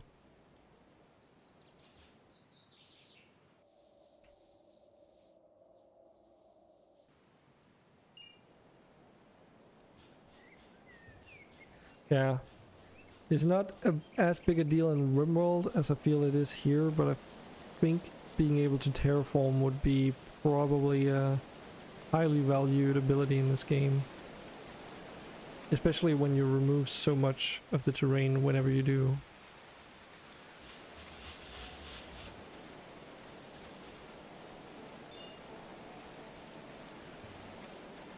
Get those botany skills up. Then what we'll probably do is like cap it off with a wall here, so that this becomes all like one compound. Maybe have like a second storage building over here for like clothing items, armor, weapons, that kind of stuff. Or heck, we probably need some more housing too, so we could also do like 2 rows of housing in the inner compound of the similar size to these.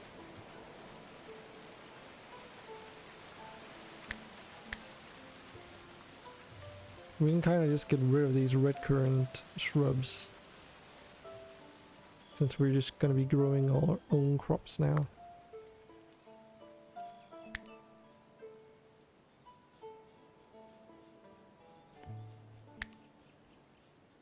What are colonists thinking? Well, let's see. It's the biography, that's basically what their stats are like. Their mood. Job satisfaction stuff. Stats. I mean, even this menu here, right? That's pretty much exactly like RimWorld, isn't it? All of these bars with their like the way that it's the UI is like laid out, it's very similar. Oh, I can't drag the windows actually. You've got a very good point. I'll just do this. So these menus are very similar to RimWorld. But yeah, I can't move the windows around, they're locked on the screen, so... Yeah, since it's the first time I'm streaming this, I wasn't considering where all the things would be located. But that basically leaves almost no place, literally no place on screen that I can put the webcam without it being in the way. Because up in the left we have all this that'll extend down. In the bottom left we have these menus that extend up. Heck, we even have these menus up here that extend down. And on the right we have all the resources. And notifications, and etc. There's not really much I can do with the cam. But anyways, let's just... I'll just have to be considerate and you'll just have to help me remember. So... I don't think that... I wonder if there even is a social system in this game. Because this is just all the extended stats of the colonists. And their mood. So it's just like... Their mood buffs are basically the only thing.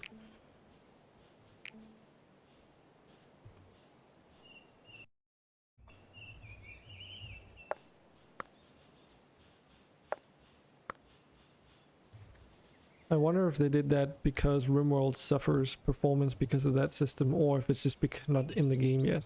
I think it's probably more the second option, that it's just not in the game yet.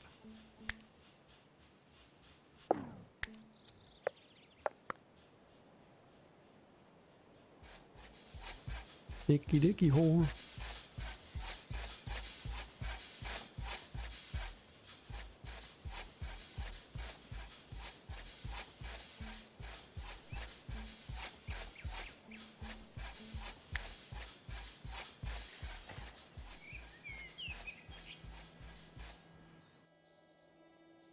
But yeah, we could technically just have that base up there and then everything else in the ground if we wanted to.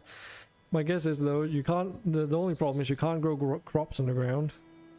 So you must give them alcohol. Yeah, that's the drinks thing. That's the brewing thing here that we should probably research. Because without this, we can't make any drinks. I'll start growing to grow on happy. We can make that on the opposite side of this, I suppose. I wonder if we put a single chair in here, will they try and share it? I didn't quite think about that aspect.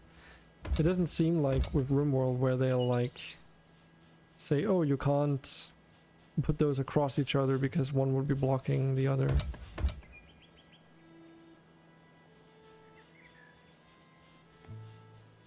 But yeah, the trees, they just get planted 7 Days to Die style, side by side, with no space in between, really.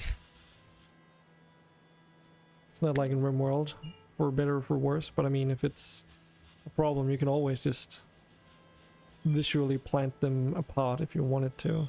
Which is really easy in this game, by the way, compared to RimWorld, because you decide the type of thing that you want to grow before planting it. So I can like make a line of pretty trees here if I wanted to, you know. RimWorld is a little bit different on that. Rip.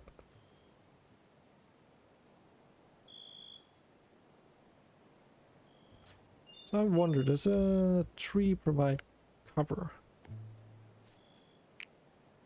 No.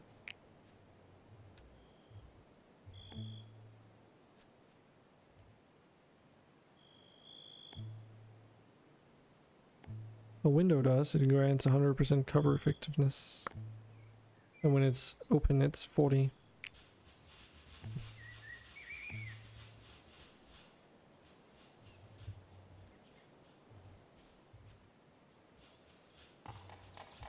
Yeah, we need more wood.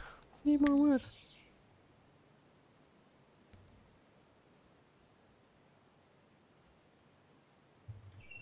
We'll probably need a bigger growing zone than that for trees. We can just do that down here, I guess. 'Cause that's kind of what it was before we removed all the trees, wasn't it? Let's do a 6x6. It's a huge chunk of wood. So what do you guys think of this game so far? From what you've seen?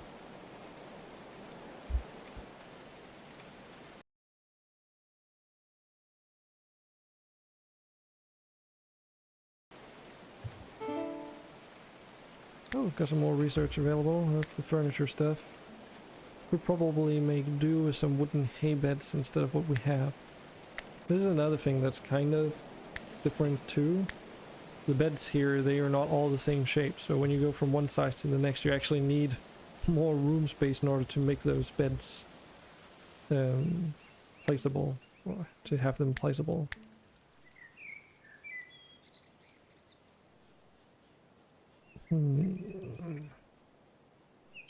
Should we do it this way?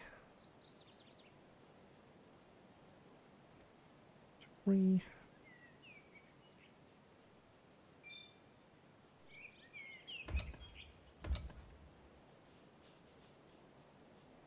Yes, let's do it.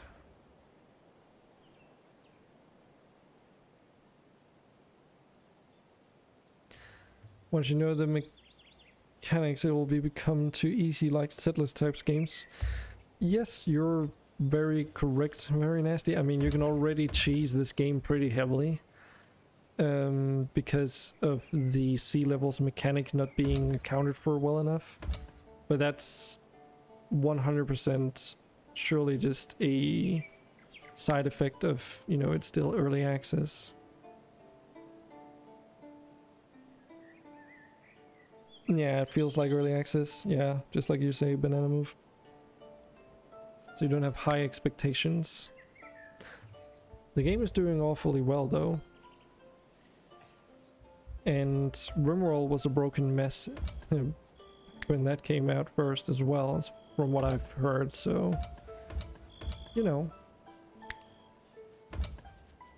there's room for potential here.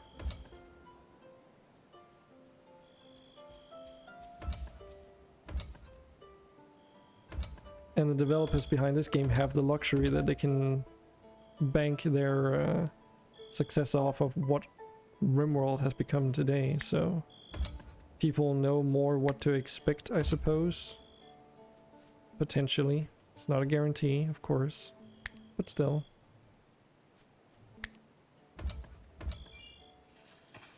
But they will face their unique challenges.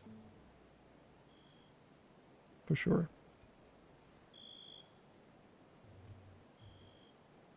Getting that ladder staircase built soon enough.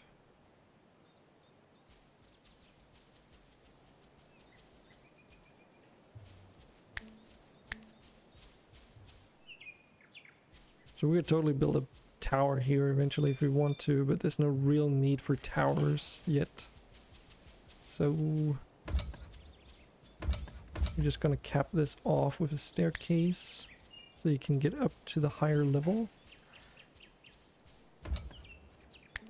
And do like this. Might as well plan out the Merlons under there. Still not quite used to navigating the menus here.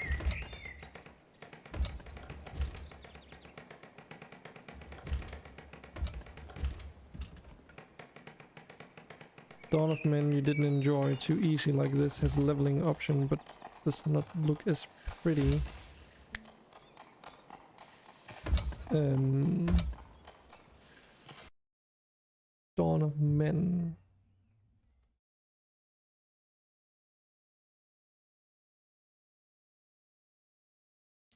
Dawn of Man, okay. Oh yeah, I've got that on. No, I don't have that on my wish list actually. Yeah, that's the freaking colony sim where you build like a Neolithic tribe kind of thing, right?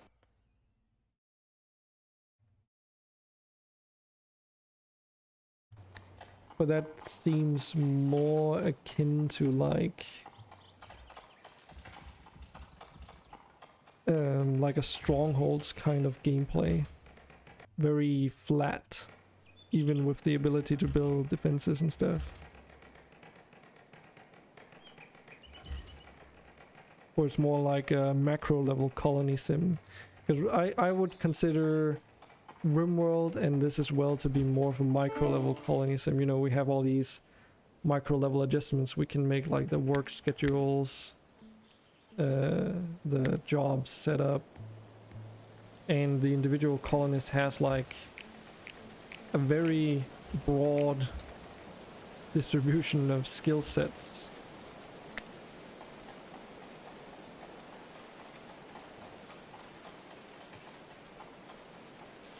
Yeah, then some other games I can't remember but play 300 hours of it. More like Settlers, this is more personal. Yes, yes. Because that's the whole point with RimWorld too, right? That's the whole selling point of it. It's like a story generator, you know? And it can't really be a story generator if it's not about the people in the story, so... Or well, it could, but it probably doesn't really make much sense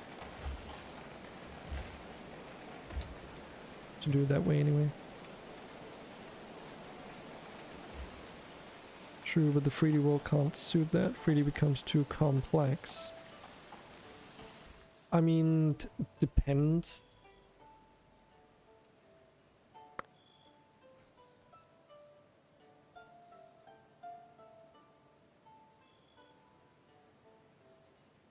I mean, this game is 3D.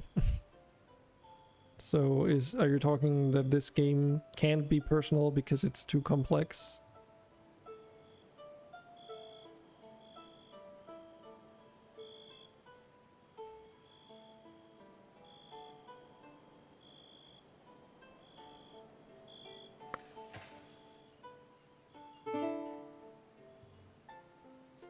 Reserves and stockpile, although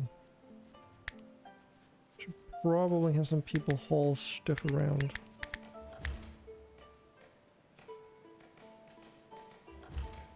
This game will be too complex to follow stories of individuals. So you say the same, you would say the same for RimWorld, I assume. I know it's not like, I'm not talking about that much down, it's not an RPG, so it's the story of the colony, right?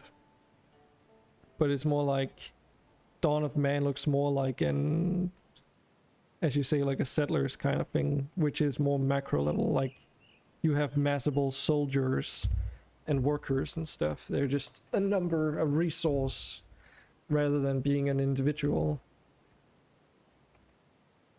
Like that's what I mean when I say that. Also, a new season, we're in summer. Then you get a little hint here too. Summer appeared like a warm blessing, coaxing the settlers to shed their warm clothing. Now was the time to build underground storage to keep food fresh in the sunny days to come. When I saw that the first time, I was like, wait. So if I build underground, the temperatures are going to be different. That makes sense. That's really cool. So that's why we're digging down here.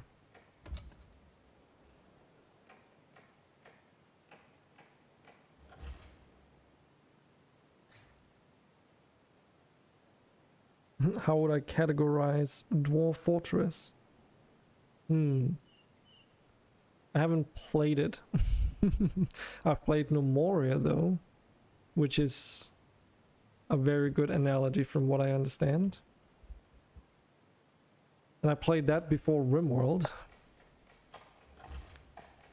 I mean, it's another colony building game, but it's more like with RimWorld, where your individual people have like their different skills and everything, because they also gain skill levels and everything there, including like if they lose an arm or a leg or an eye, they're, you know, affected specifically according to those losses.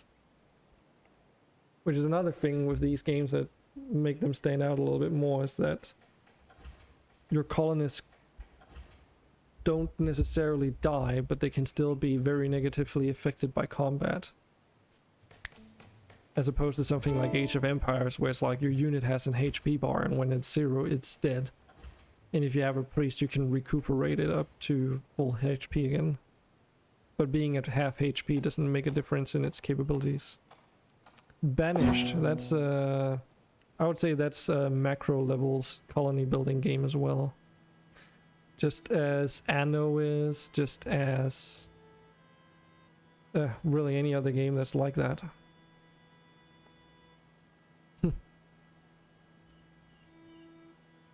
From the amount of death. I mean, it depends on how good you are at the game, I suppose, and what difficulty you're playing on. Also, our influence is rising. Flourishing fauna grows more influential in the region with each day that passes. This is sure to attract more settlers and perhaps garner unwanted attention from other settlements. But I think what this game will eventually be really good at is that it has, like, it uses, or it'll make use of some of the things that games such as Medieval Engineers boast, right? Medieval Engineers is all about building castles and siege equipment and all that stuff that utilizes the structural integrity system in the game so that it's, you know, fairly realistic. And that means you can't just build freely without having to think about those elements. You know, if you make your structure too big and open, a few hits by like siege equipment and the entire thing falls apart.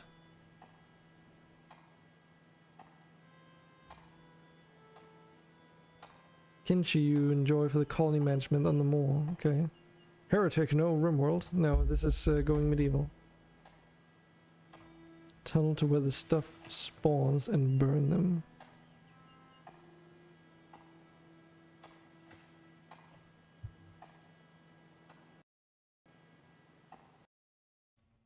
Tunnel to where the stuff what is? Like in relation to what?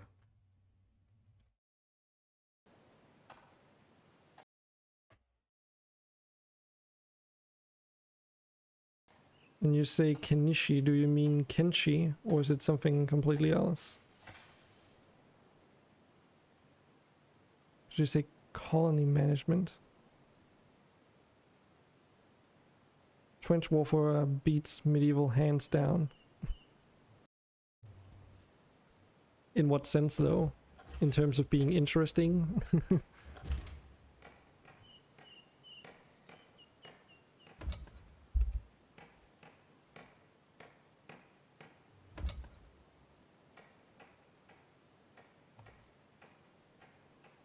Because that's the thing, I don't think we can actually build legitimate trenches in here. Like, we can dig the terrain, but that's something slightly else. But yeah, Muhu, I'm not playing RimWorld today. I wanted to play some going medieval stuff and share with people. So we're just doing a new colony as a test.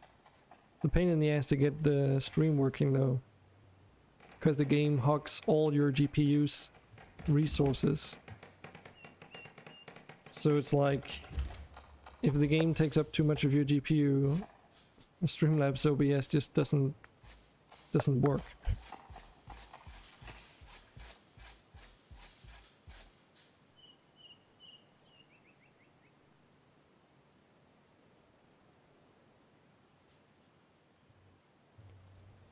It is a very quiet game though. Seems like there's only a few ambient sounds here and there, and the music is very few and far in between, and then when it does come, it's like super loud, some of the tracks. Yeah, so far the stream is smooth. I mean, it's gonna be because I capped it at 30 FPS, but if I switch this up to 60 FPS, now the game is really smooth for me, but it's probably gonna be super non-smooth for you guys, right? So this is just a little test, because you can probably see it in the webcam now. It's like all fucking laggy and stuff. But let me know if it's not though.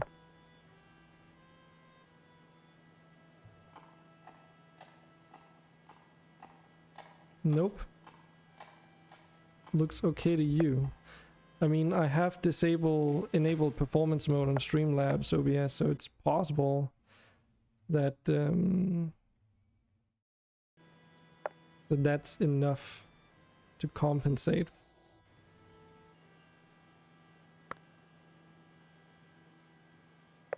Anyone else want to provide some input? Because it could just be that it's Streamlabs OBS's preview window that suffers, and not the actual stream itself.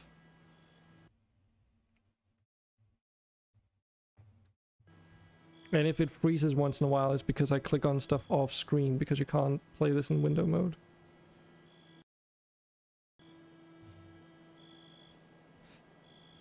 Check from your phone. Yeah, I could do that.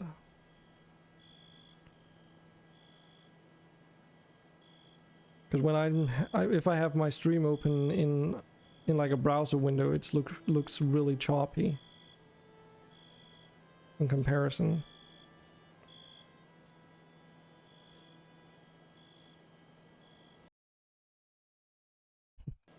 I guess I can check on my phone. I mean, these guys are just gonna be slowly working along.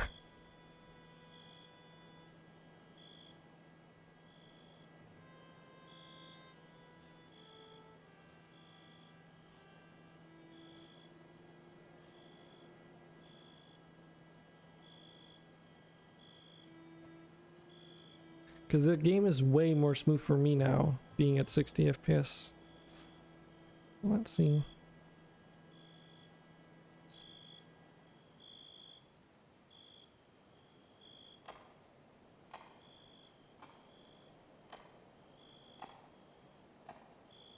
Oh, god damn it.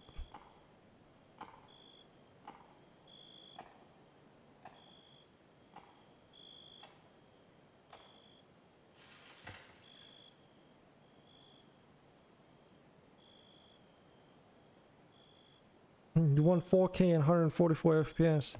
Well, there's one problem. Actually, if you want 4K, you just need to give me an average of 100 followers over the course of 30 days, and then maybe when I'm a Twitch partner, we can have this conversation again.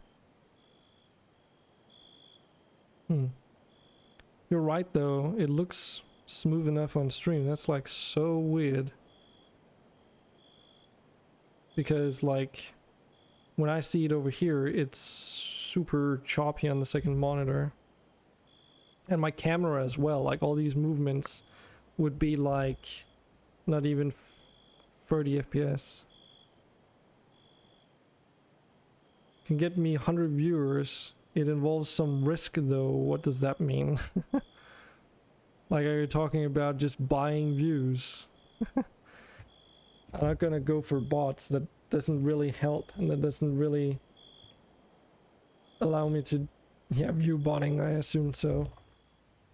I assumed you were gonna mention that, but that doesn't really work. Because yeah, then I would be a Twitch partner, but then you would get pre-roll ads and less likely of people wanting to sit through that, so growth would be halted very quickly. Maybe even stalled, and then if people that are more dedicated now start leaving the stream entirely, then yeah, the channel just dies. So that's also why I'm not worried about getting affiliate anyway.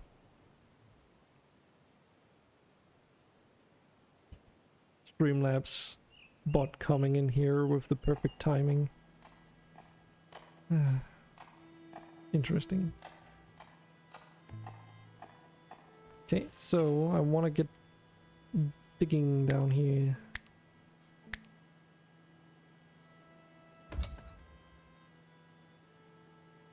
But yeah, I can watch back the VOD later and then make a proper assessment to see if it's like... But it did seem okay, at least on the phone, so...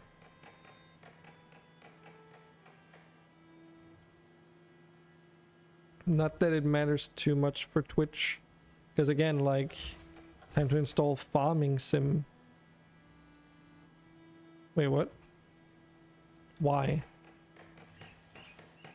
I don't even own that game, but why?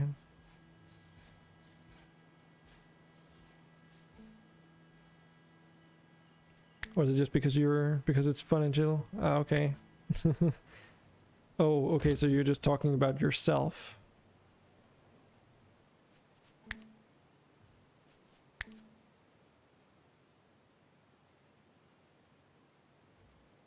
As long as you're not telling me to go play Farming Simulator. I mean, maybe you had a goal or something like that, so... Maybe that's like the Twitch meta.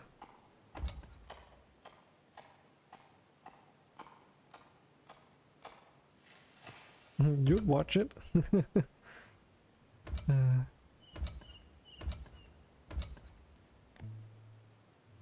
I mean, there are some other games that I also want to try streaming at some point, but the timing just isn't right at the moment.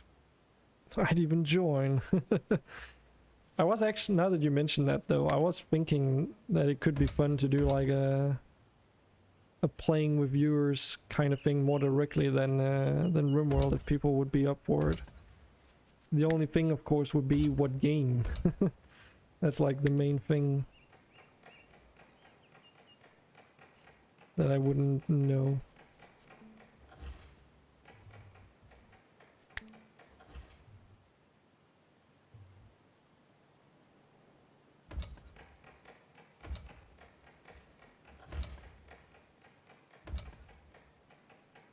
But I would be very open to the idea, at least.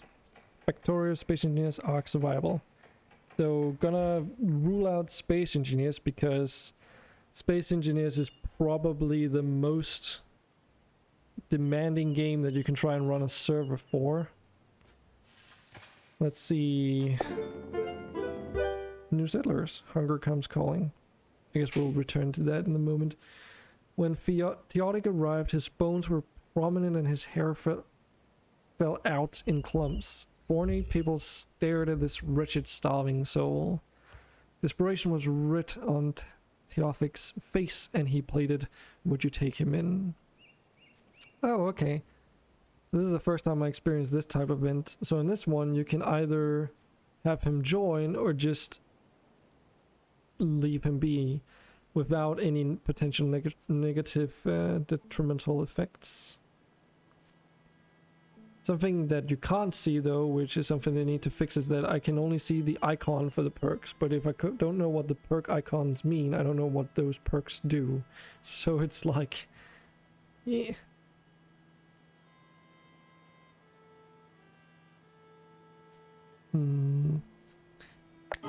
We'll add him in. Oh my god, he's like completely... He was wearing clothes, but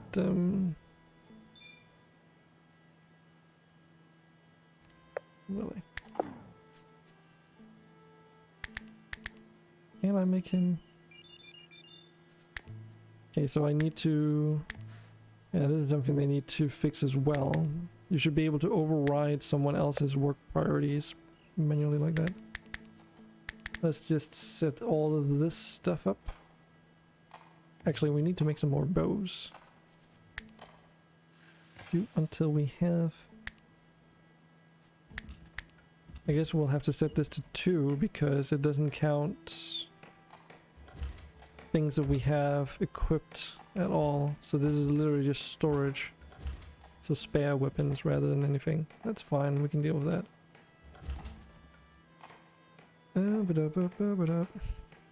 Did I ever set Lena up for anything other than the crafting stuff? Not really. You can do research though. And you can help with growing, cutting stuff. Or we could alternatively actually do something like this instead.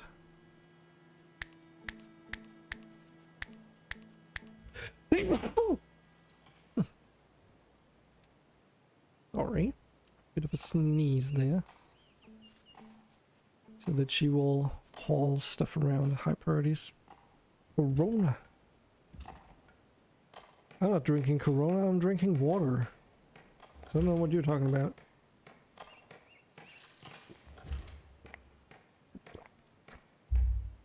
Let's see.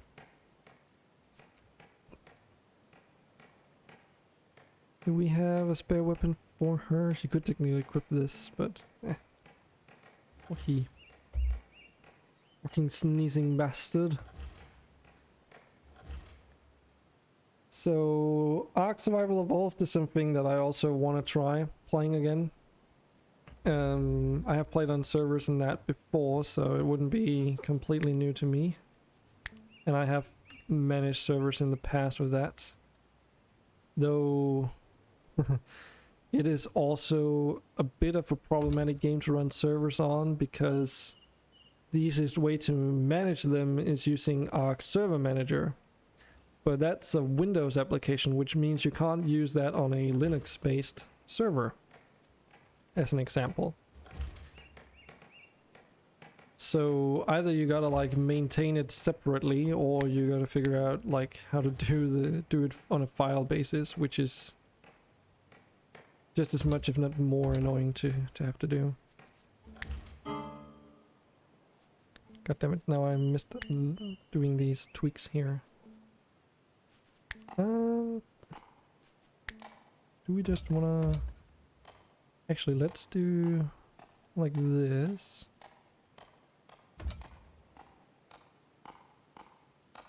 In game, that's probably even worse. just putting it out there, that would probably be even worse.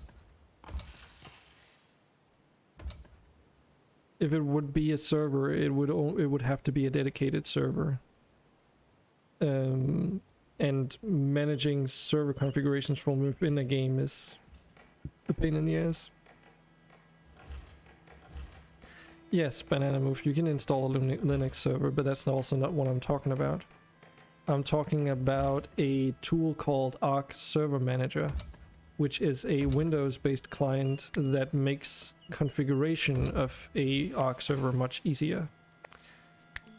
because otherwise you need to do stuff on a file-based level through something like Notepad++ or something, which, you know, isn't the end of the world, but there's a lot of things that you can and should configure when it comes to Arc.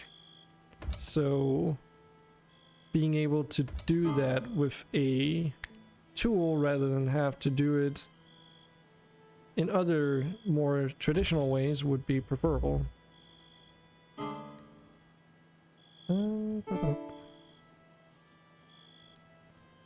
So, just to clarify on that.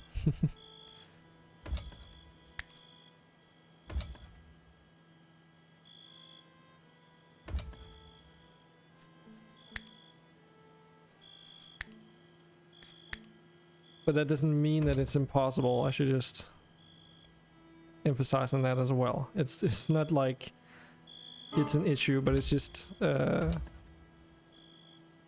thing of note.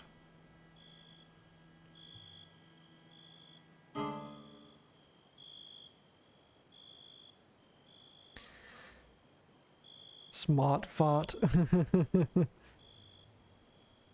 Well, I did say that I've configured servers in the past, so...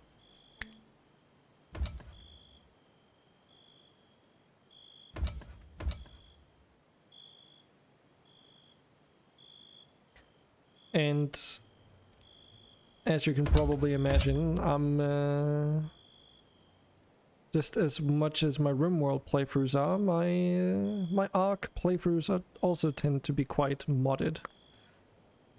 Because there's a lot of good mods for Arc that mitigate some of the issues that the base game has, but also add some really good features in there. Can't play without mods.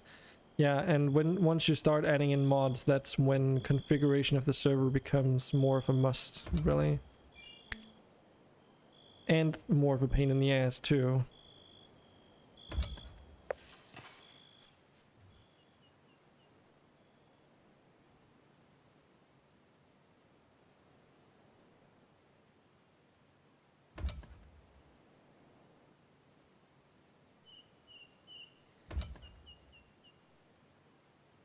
You own Ark but never played it?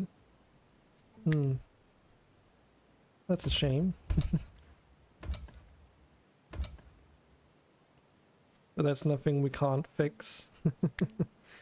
But that being said though, when it comes to mod and Ark though, recently, like really recently, we got the Ark Genesis 2 update for the Ark Genesis 2 DLC. Surprise. And kind of really want to play that when the time is right.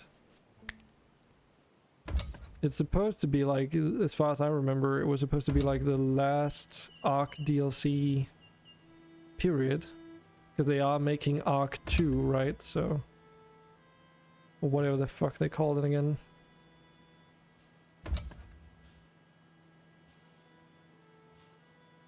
Oh, it was free in the Epic Store, okay. Yeah, Genesis didn't work well with the rest of Ark, period. But it's also because Genesis was, like, in all intents and purposes designed as like a vacation spot for what do you call them again? Shit. You know, servers where you can go between the different maps and stuff. What's it called again? It's called something specific.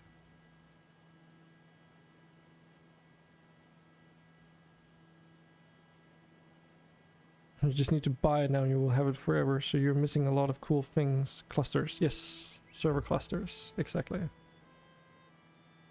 It's like if you want to play Genesis, it's designed for you to be the end destination once you've done all the other maps. And that's generally speaking how Ark is designed anyways. It's intended in a way where, or designed in a way where you start out on the island, you build a base, tame creatures, and you do all the bosses and all the content on the island.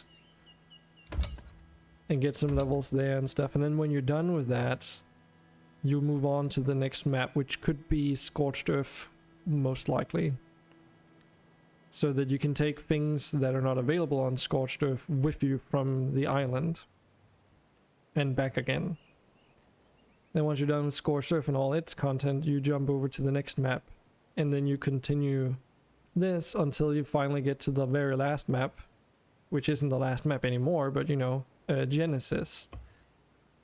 Which is sort of like a vacation island, no, not island, but you know, like a theme park kind of thing. That's at least how I would describe it.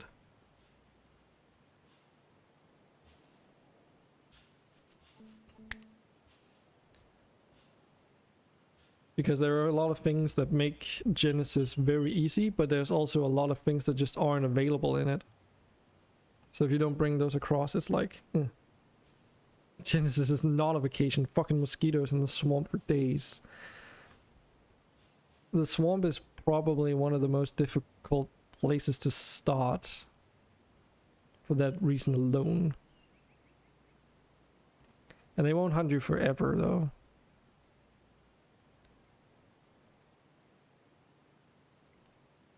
If you have a Beelzebufu, then should be good, because they eat them up like candy. Otherwise, you can also kill them quite easily with a torch. It's like 2 to 3 hits or something. They're just really obnoxious because they keep coming at you. But that's another problem with that map, is that the intent of like 90% of, no, not 90, but like 60 to 70% of the map is literally covered in unbuildable terrain because of all those mini games in there. Every time I jumped off a diner, I got the message, swarms hunting you. So fucking annoying dealing with a level 600 swarm. Well, that's also because you configured your game to extreme degrees. It's never been designed to the point where there should be 600. So, that's your own fault. Creatures should never be required to go higher than at most, what is it, 150 on the biggest maps and 120 on the smaller maps. So like, unless you're playing something like Ragnarok. Well, yeah. Okay then.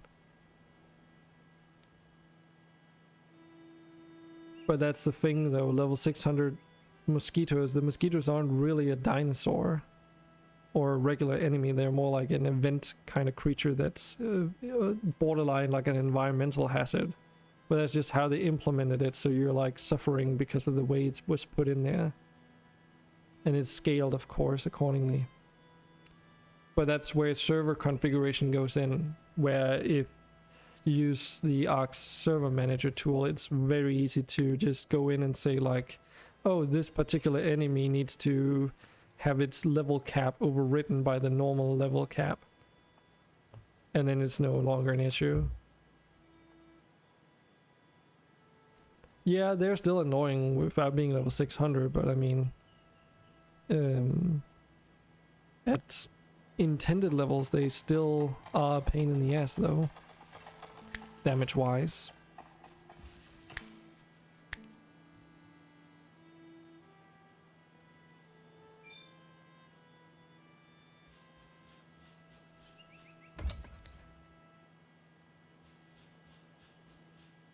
But it also doesn't it also depend on where in the swamp you build though. And besides, you could just not build in the swamp. That's also a thing.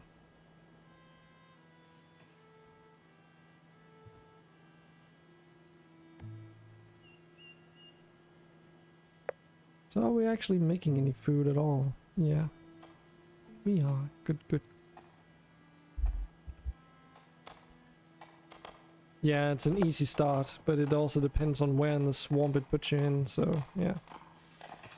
Yeah, I did the same thing. I mean, I agree. It's misleading as fuck. But it's also, again, as I said, Genesis is designed for you to have done the other maps prior, so you're not just supposed to spawn in at level 1 on Genesis. You're supposed to come in at max level with possibly dinosaurs at hand already, so it shouldn't be a problem if you do that. Because that basically just means that you're not ready to engage in the map. As weirdly as that sounds. What was really bullshit about Genesis though was the time trials for PC, because they didn't balance the time trials to actually be beatable for all of the races. Like, you couldn't do them on the hottest difficulty. It was literally impossible.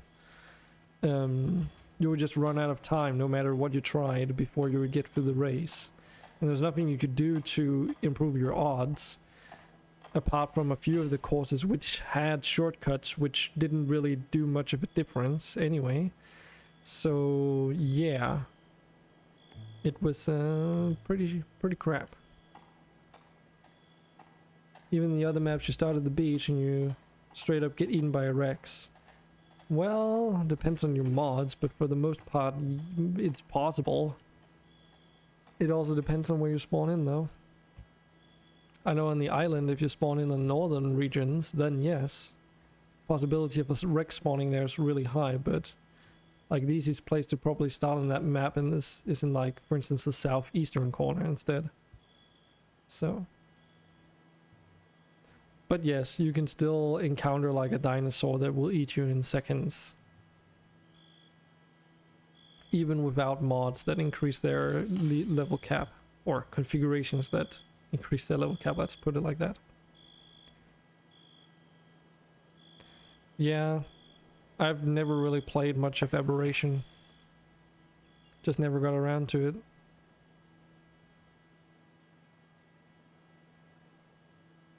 The map that I've played the most is Ragnarok, but that's just because it's like the one that modders seem to focus most on when it comes to complete overhauls of the game.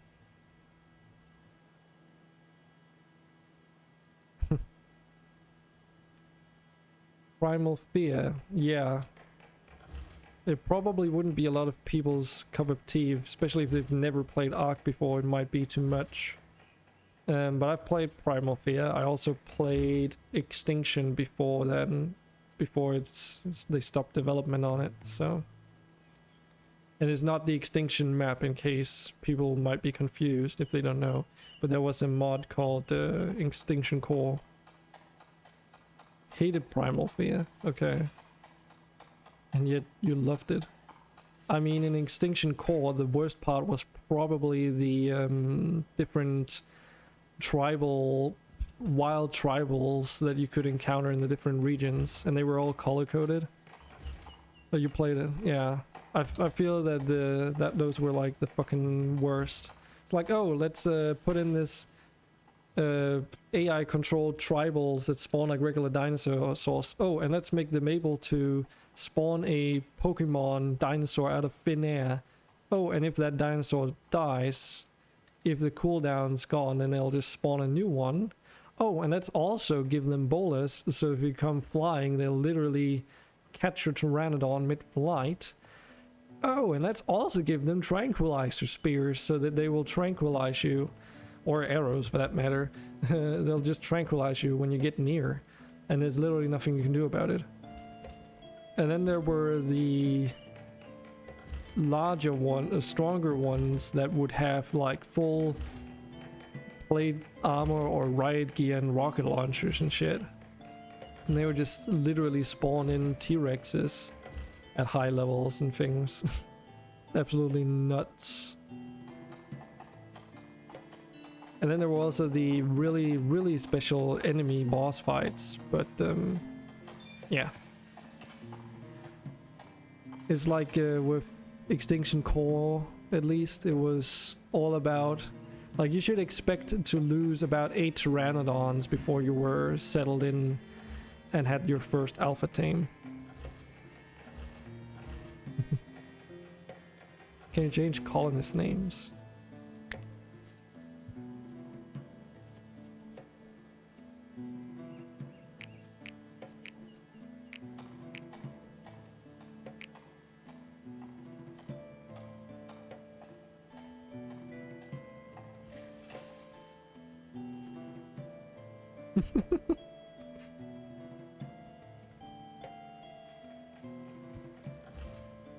There you go.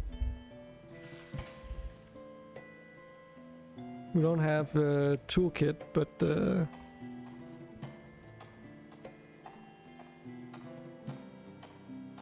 banana move withers. Withers sounds like someone's having like a bit of an impediment and can't pronounce rivers correctly.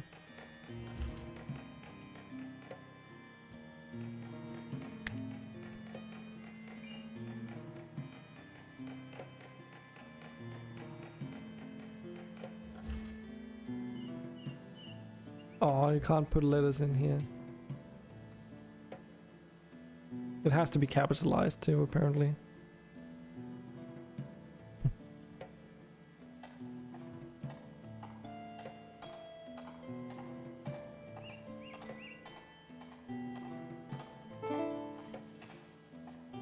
Food reserves are low.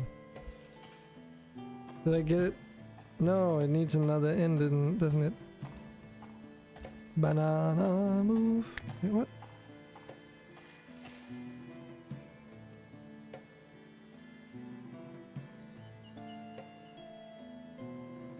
Oh. God damn it. I'll still be tired from yesterday.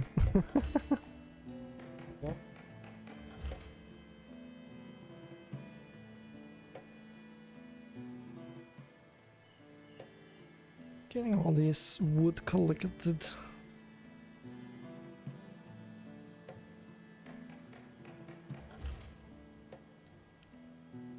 We've got more research available too, but it's not really necessary at the moment.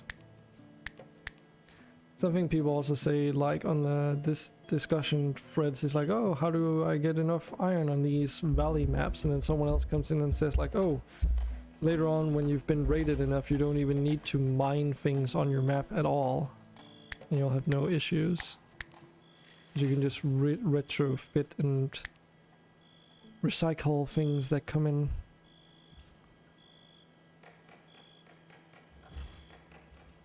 Oh, helping a friend setting up RimWorld toolkit. Alright.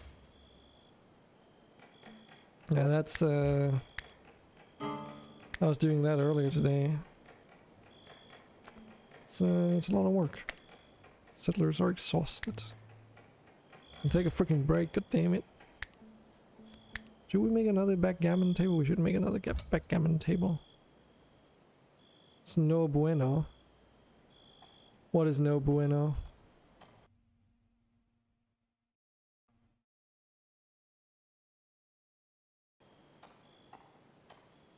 Toolkit. Takes time. Yes, it does. It helps once you're used to it though. Are you just using regular toolkit or are you using the toolkit tweaks extension? Who plays backgammon outside? People who want some fresh air? I mean, it's not like it's plugged in, so why not? Besides, they're kind of under half a roof, so should be good. Still need to get this freaking staircase built though.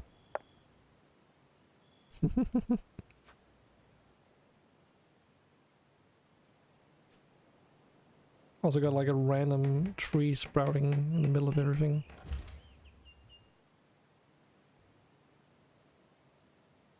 This looks like a nice little settlement at this stage though. If we just ignore the fact that all these walls aren't built yet.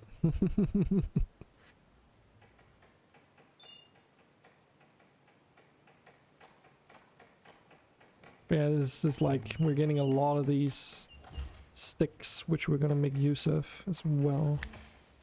Gonna make these stick traps.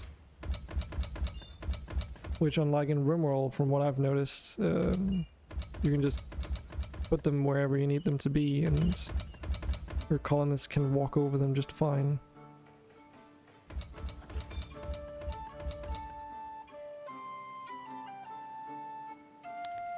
I don't know if that's what enables exclamation mark surgery, but it's the one where it does allow you to make a better purchase list. A purchase list where things get like split and stuff. It's made with the same approach. It's just a different repo that you have to use instead, but it's the exact same approach. And then there's just more files because it splits things up and adds more stuff. It's the one that I'm using. It also allows you to have the mod list on there. Scavenging mechanic has a toolkit thing where you can do exclamation mark buy spear plasteel masterwork. I wonder if that's like, I don't know about that. Is that were you the one who was trying to buy stuff with a specific material from toolkit?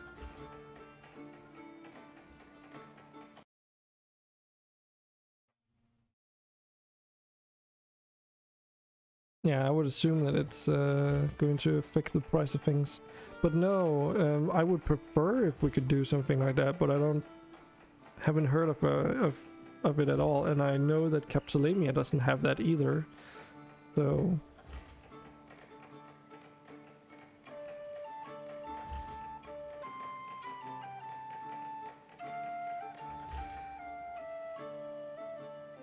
yeah, it's probably a modifier, but it could be a personal patch that streamer made.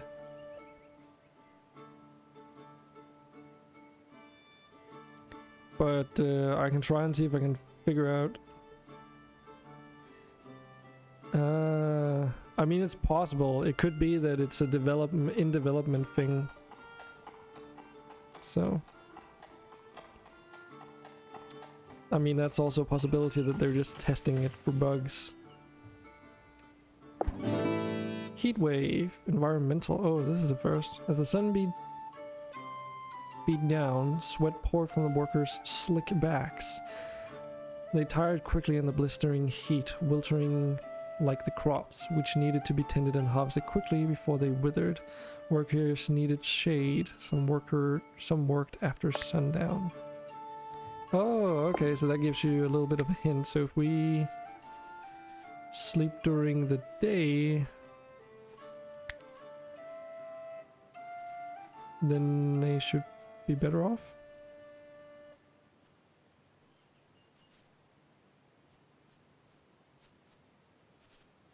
Maybe something like that. We can try this just for fun, so you see what happens.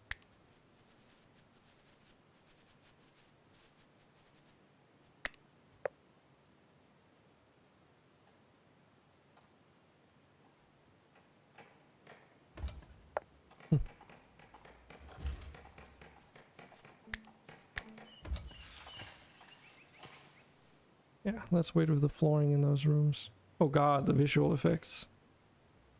Fata Morgana. All getting all distorted and stuff. That means that we actually have to like... Can we do this? Yes, we can. Suffering from excessive heat.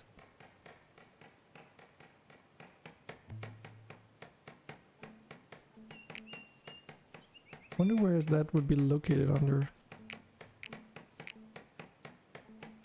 Desperately thirsty, yeah.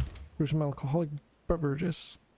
Yeah, that's a thing that's a little bit weird. It's a bit of a misconception that they only drank beer back then because all the water was polluted. Like, there's no way you'd be able to survive with something like that. But still.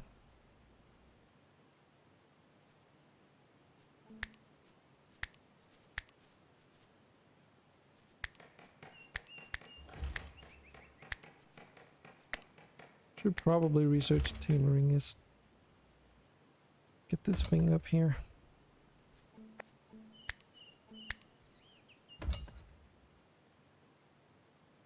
But yeah, that is a good question. To get back to the other topic though, Factorio, however, is also a game that I've played quite a lot. which might maybe work a little bit better. Mods for that are also really amazing and really improve the experience, and I've tried quite a lot of stuff there, so again, that's the experience talking, I guess. And also have had some servers hosted by a friend, so you could probably teach me all the stuff that I would need to know. Obviously, though, the main issue of self-hosting would be localization of the server, which would mean everyone in the US would have like a too significant ping as a result. Good thing about Factorio though is that it's not like, it's more feasible to have more players there than in something like Ark, for instance, from what my experience has been. Like for Space Engineers, you shouldn't play more than 4 people on one server playing together. Satisfactory. But Satisfactory doesn't have dedicated servers though. Unless they have now. And that game is more like... It's a factory game, sure, but it's more with the intention of being an adventure game almost. Because you have like specific things that you need to go out and explore and such. Because everything's like a preset location, it's not randomly generated.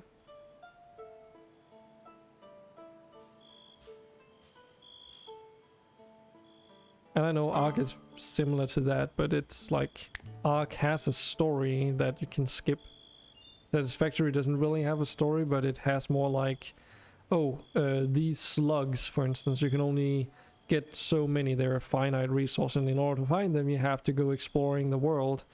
And in many cases do like, you know, unique parkouring challenges or require specific advancements and that kind of stuff.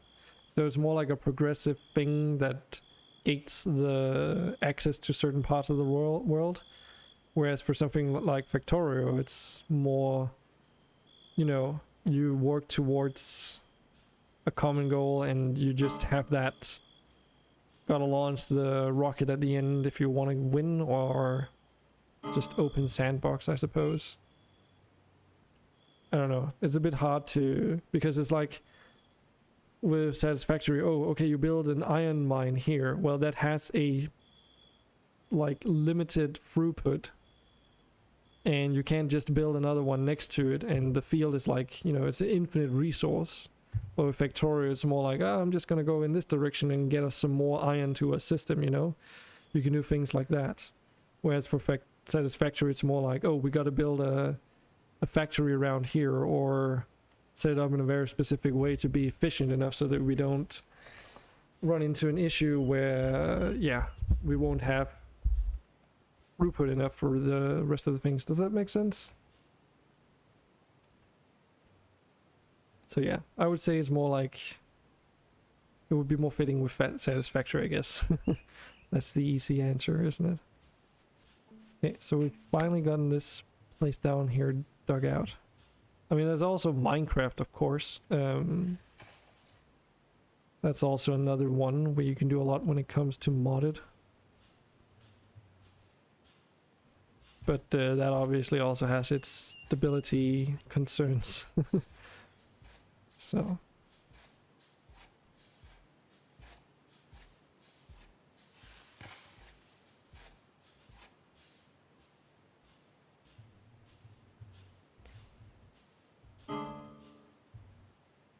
But yeah, I'm open to a couple of suggestions at least. But yeah, if it were to be Ark Survival Evolved, for instance, it would probably, like, a server cluster would be nice, but Ark also demands quite a good server for it to be fun, so that it's not frustrating due to rubber banding issues and so forth. Like, especially because the game already, when running optimally, has like issues in regards to that, you know? So. But yeah, I don't know, Ragnarok on Ark could be cool.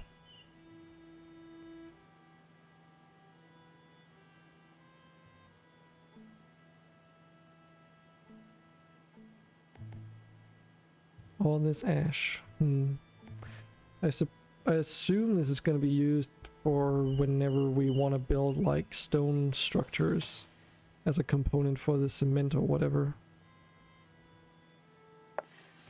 It's like a binding material. I don't know.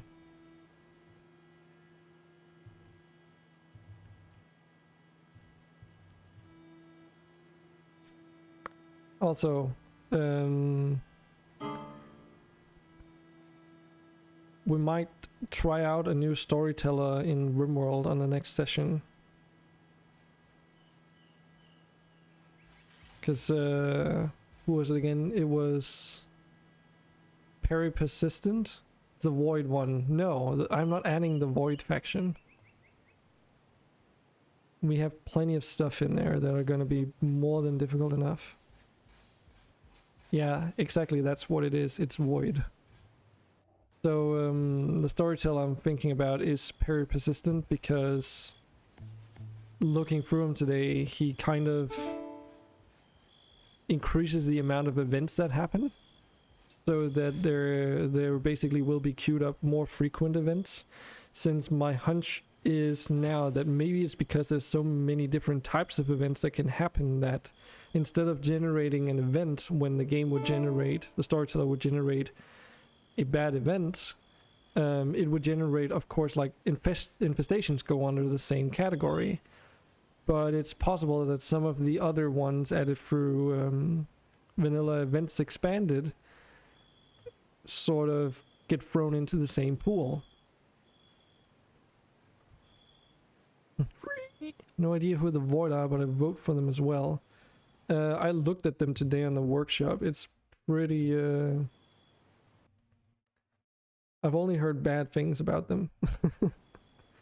No one has told me any compelling argument as to why you want to add this. So Void.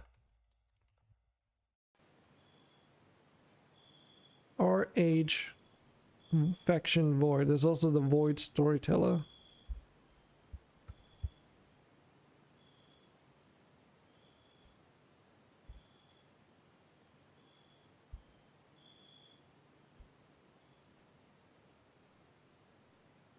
Yeah, colony killers.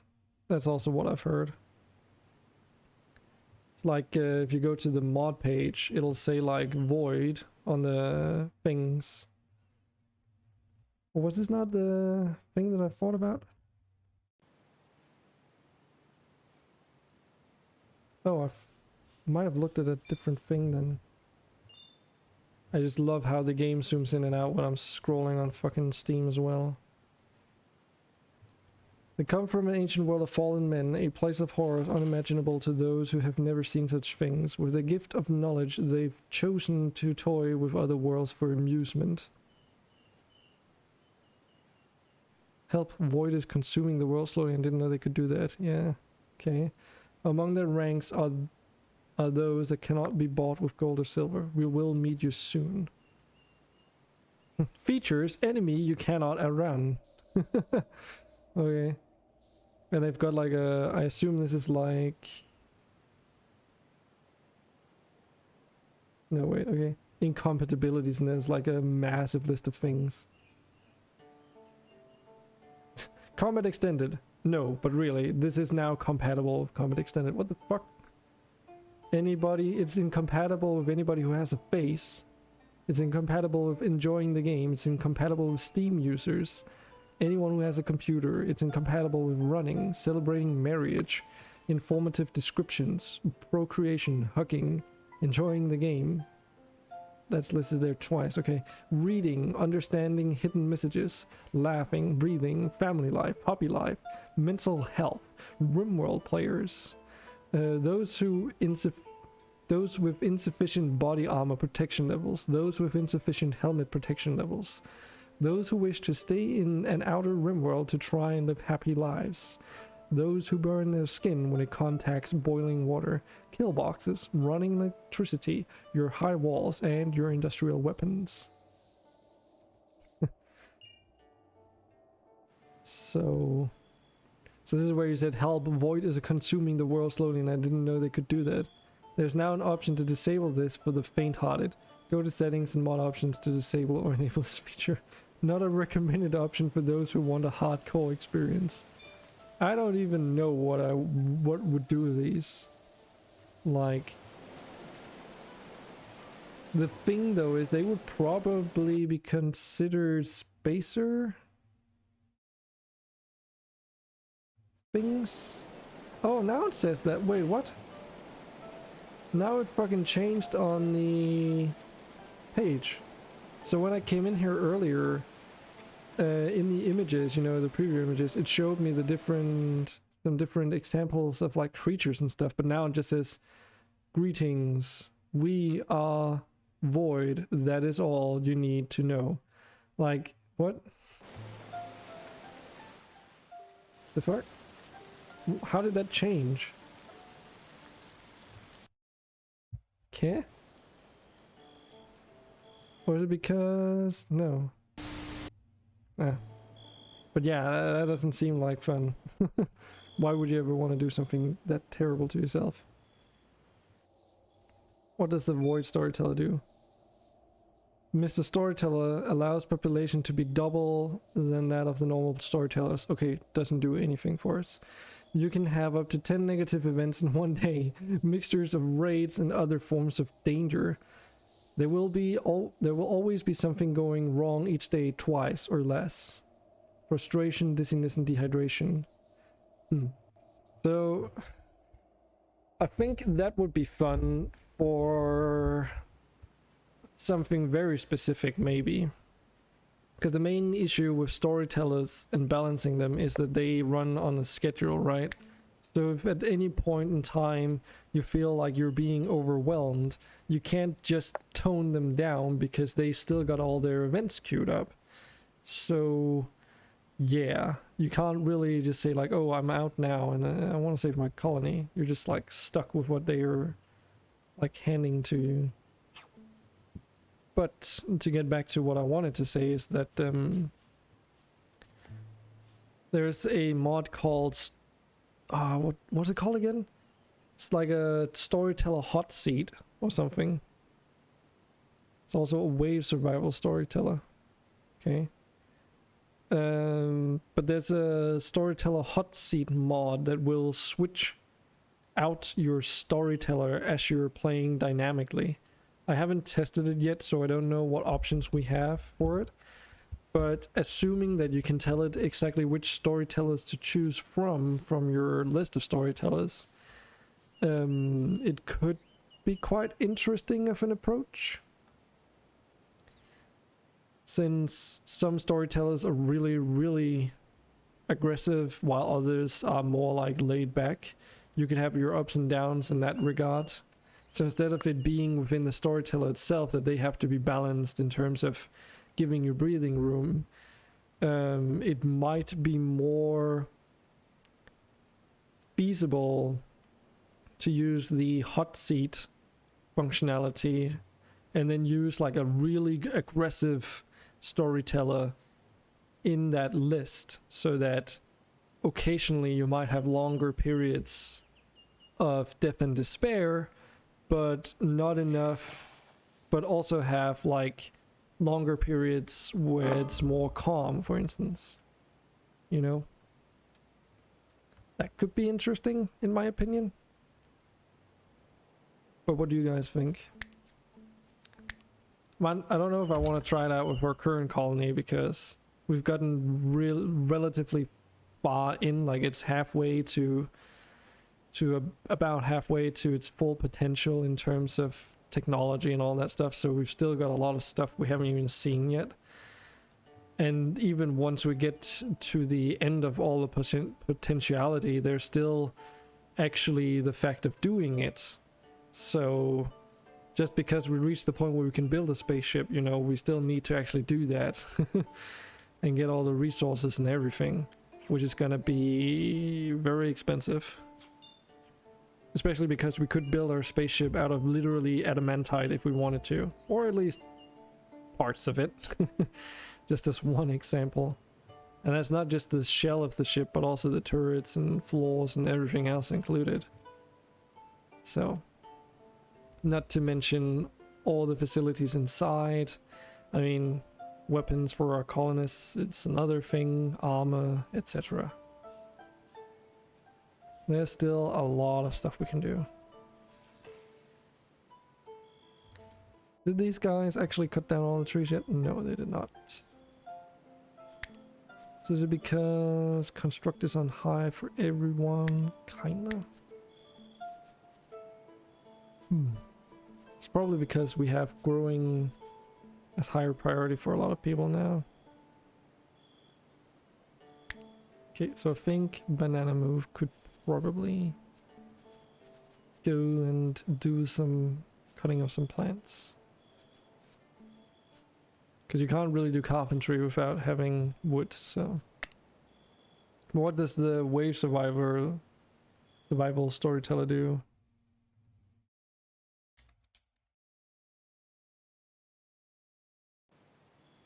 Wave survival. Let's see. Designed to be more fast-paced and combat-focused than the standard game mode. Okay. Allows you to skip most of the tedious early game resources grinding and slow build-up of Vanilla RimWorld. I don't really find it tedious because we've added in stuff there that extend the early game anyway, so it's not really like it's tedious for us, but build your base quickly and then defend it from wave after wave of raiders until your colony inevitably collapses spectacularly. Okay. When you start the game, you will have 5.5 days to build up your base before the first wave hits. Okay. Use this time to bunker down and make sure you are in a location that you can defend from invaders. Once the raids begin, you will be raided every 48 in-game hours. So every 2 in-game days. Okay. Raids start out small and grow at a steady pace with each wave. The raid sizes are determined by the number of waves you've survived as well as the wealth of your colony. Okay, so they double down on that, making it excessively difficult. I see, that's fair. Unless they rebalance the wealth system too, but who knows. A timer counts down the exact time until the next wave, so you can always know how long you have to prepare. Okay, that's very different and very cool. Every 4th wave will be a special raid, which can be either sappers, siegers, drop pod raiders, and their variants, psychic, poison ship pods, crash, manhunter packs wave. Each 30 waves, a tremendous raid happens. Raiders from one faction gather to attack you, usually at the start. It's 2 times harder than normal raids, jeez. Resource drops and reinforcements. Resource drops happen every 24 in-game hours, so twice a day. Twice a raid, so once a day. These resources drops brings you random amounts of building materials, enough food to keep your colonists and prisoners fed, silver and occasional medicine, weapons, armor. You will also start to get prosthetics after the wave number 60. Hostile people might sneak in your supply, be safe, low chance. Warning. Beacon needs to be totally outside or it might break your roof. No worries for inside beacons, it will choose an outside one. Okay. New colonists will join on occasion to help you out. The lower your population is, the more likely, just like regular. Traders happen frequently, both orbital and caravans. This could maybe work really well with Tiberian Dawn, maybe? Maybe? Make it more like an Command and Conquer RTS? Maybe? Don't think it will work too well with our main colony other than just like, you know, an occasional let's switch it up a little bit. I probably, but that's the thing, like this is intended to be used from the very beginning of the game, so it's a little bit different. Obviously, you know, with Tiberian Dawn you need to do all the resource search and everything, so that's another thing that I'm a little bit concerned here. Like, okay, you get all the resources, but what about the technology stuff? Because if you still have to do research with mods particularly, you might not be able to do that in time if you have too many things. So Dub's bad hygiene would obviously be out of the question here. Also unnecessary, but you know, you would have to make a mod pack around this concept, I feel, for it to really work. But I've subscribed to Wave Survival. Having more storytellers is always nice. Especially because, like, Wave Survival, that doesn't sound like the name of a storyteller. Let's actually do the Void one as well, just so that it's in my list for future reference. Progeny attack. They wanted slaves, they demanded blood. Indiscriminate raiders intend on pillage and plunder charge into your village. 40 folk took up arms, making ready for battle. One fierce progeny marauder and 4 progeny marauders. You were away for a long time. Yes, you don't say. Hey, Andre. Playing with a friend. Alright. Well, you're just in time for this raid to happen here. Don't quite have our walls up yet, but we have quite a few things that we can. Also, we don't have a weapon for you yet that's ranged, so we will have to give you something else.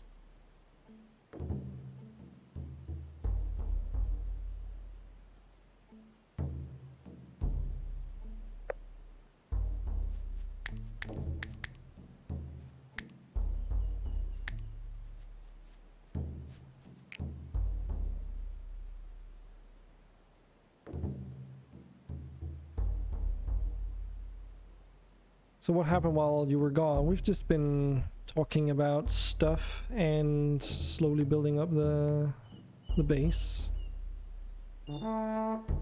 And just now we're getting attacked by some random raiders, which could be problematic.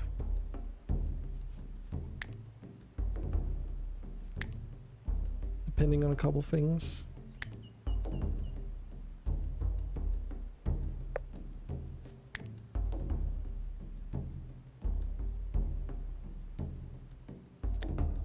So they are attacking us from this direction, which is why I'm moving our archers up here.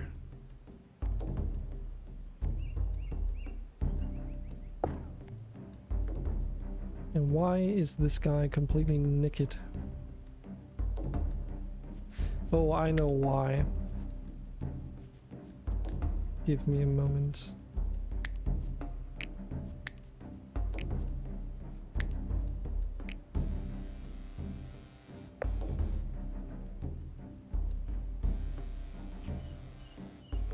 So is this door actually open though?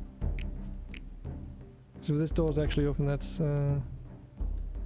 bad.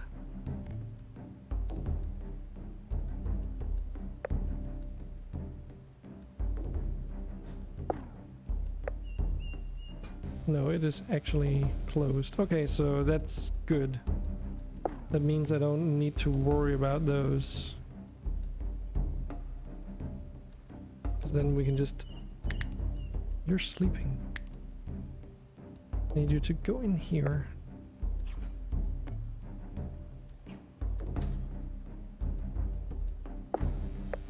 Yeah, that means that we can actually just put our people up on these ramparts. Hopefully.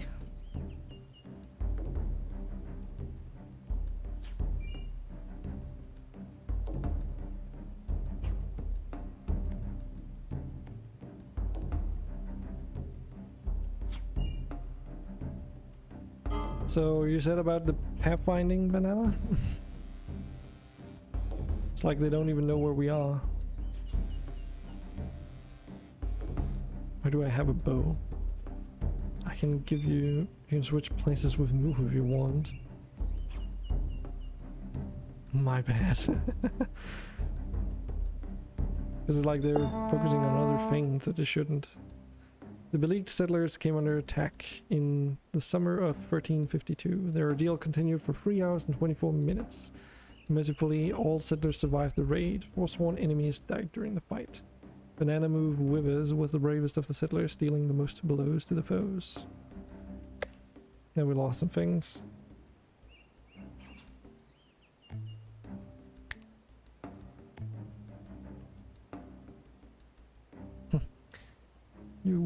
You can't win.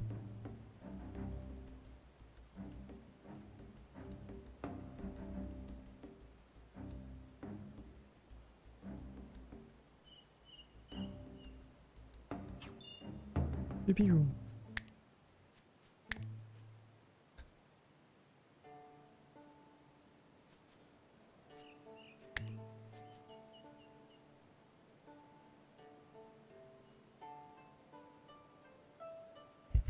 That's just what they look like when they're hurt.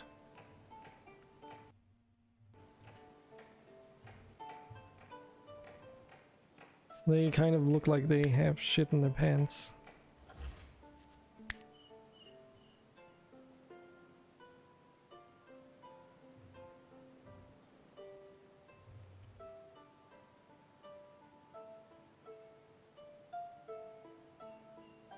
So how goes this down here? Okay, we need stone block cutting or something. Right.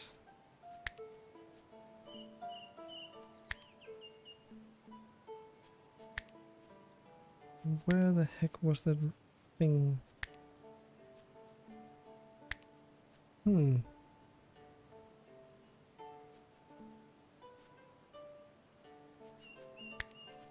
Hope it's unlocked with this. Nope.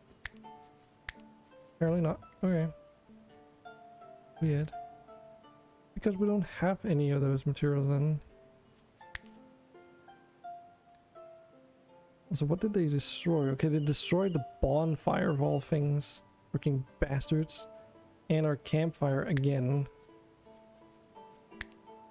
It's a little bit obnoxious. There's no like...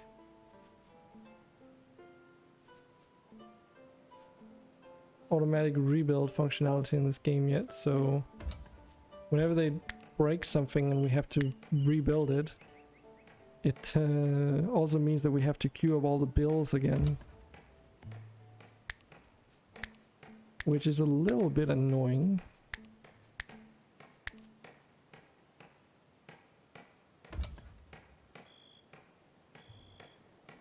Hey, that gave us some clothes though. Also, I don't think clothes in this game, they're not, like, it doesn't get tainted, so... Correct? No. Do have rarities though.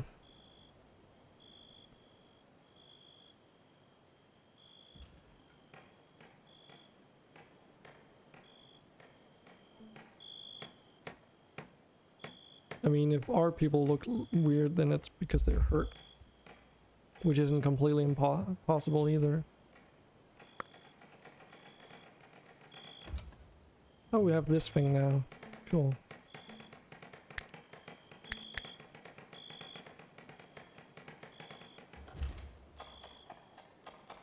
Let's do 10 until we have 10 of each, I suppose.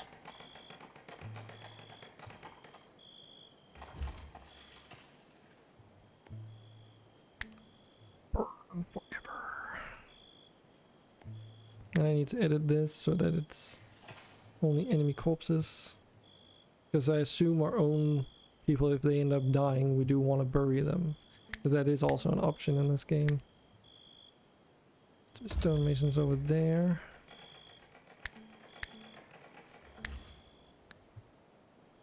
But yeah, those spike traps were probably a good idea.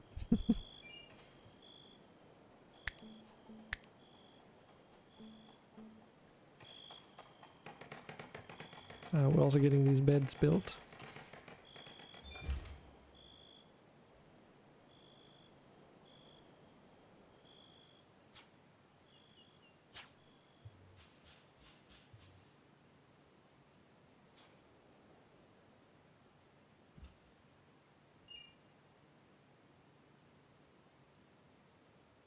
And then we can make like a closed off section in this area over here. That's separate from the main base, where we grow extra crops and such when we end up needing it. Just so that we have this section here self-contained with its own gateways. So that in the future, if an outer area gets breached, then we still have this inside area completely closed off. I don't know how much it's gonna mean of anything in this game though. Because I mean, already this fortification here, assuming we get enough bedrooms for everyone, like, we can have a lot of people just to defend this place here. Off to bed. Alright, Banana. Good seeing you here. Hope you had a good time. And sleep tight. I'll see you next week. I hope.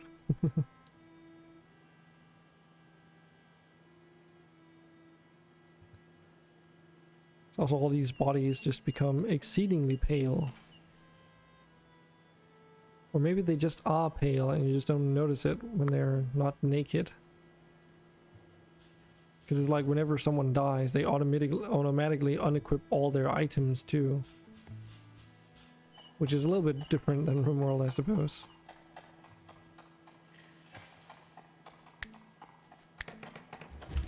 But what I don't know is... why do we not have other floor options?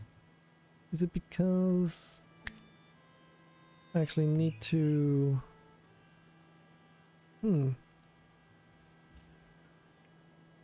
Is it because we actually need to harvest the resources first? Those are bones. Not exactly what I was thinking about. And this is clay, isn't it? Yes.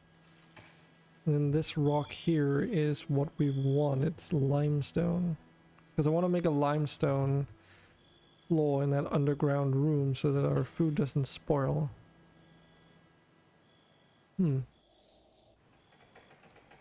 We have limestone in this direction though, because then might as well take the place that's closest by.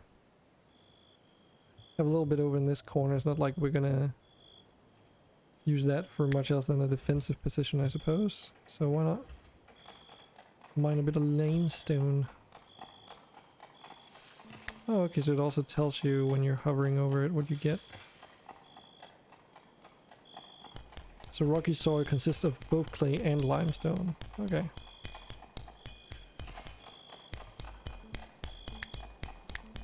Okay, so it was because we didn't have any limestone. Okay. So that also works exactly like RimWorld. Can't queue up buildings for things that you don't have materials for, which I still don't understand why that's a thing. I mean, supposedly you know exactly what things you have, but might still want to queue up things you don't have yet, you know? I know for RimWorld there's... I should really get that for RimWorld actually, because it's kind of annoying me too many times at this point. But you can get mods that allow you to queue up things that you haven't gotten the resources for yet. Should probably just do that, honestly.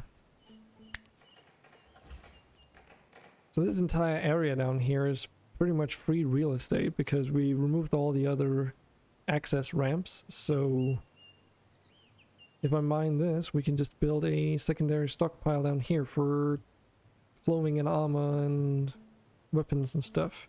Because as you can probably tell, we're filling up this storehouse really quickly now that we've just had a few raids. Especially because, well, we're getting a lot of these resources that... What can we even use hay for? Lost property. Okay. Peering to range the first, God Fa was simply overcome with terror. A pitiful, stumbling corpse with wheels from binding and harsh beatings by a cruel master. God Fa begged, "Hide me, I will die if I am caught." So again, we can decide to slam the door shut, get everyone a negative mood buff, or we can make him join. So what can he actually offer us, though? Intellectual is good. Don't know what the perks do. We would have to check those when he... Oh, it's a woman. Should I actually have seen that coming, shouldn't I? Is this me, or is she a little bit chubby, actually?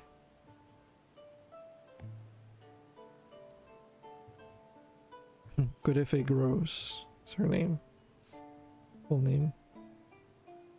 How dare you?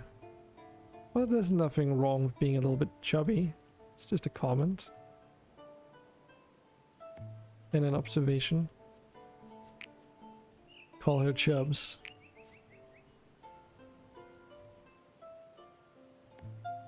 You really want me to call her Chubs?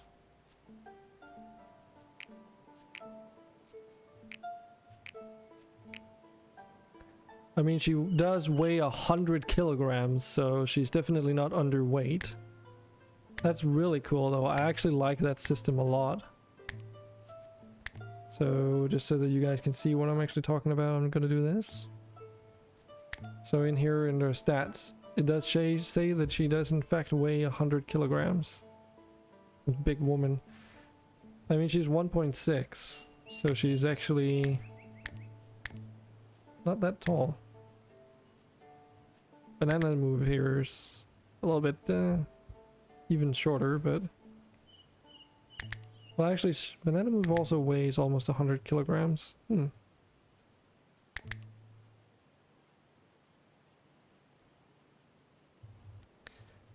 don't know, maybe does it affect it, or is it just a pure coincidence? Maybe the dress just makes her look slightly bigger. What are her perks? She's a gobbler.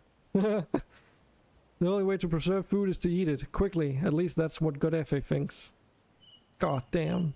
I wonder if this does this. Could do something like that, though.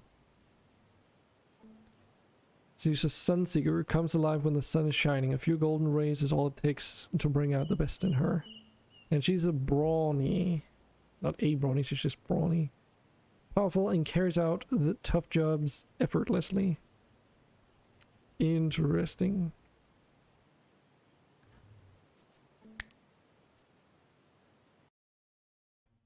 Chubbs is pretty fitting then. Yeah, I suppose.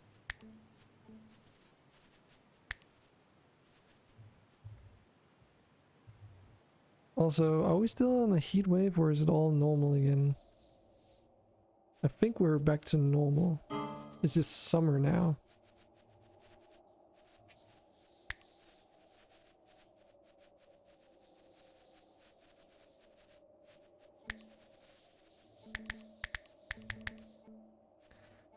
So she got a bonus into smithing. She just doesn't have any preference towards it, so it's kind of wasted on her. It's better for her to do research.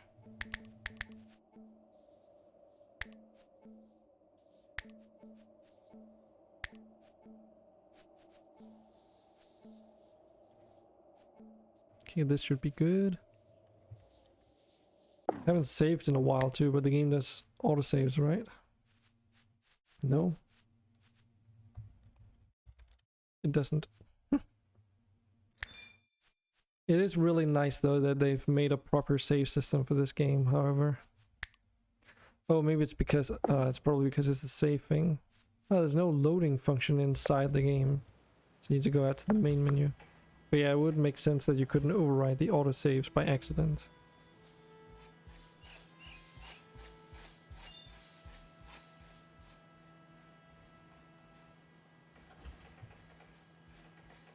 Freaking Chubs.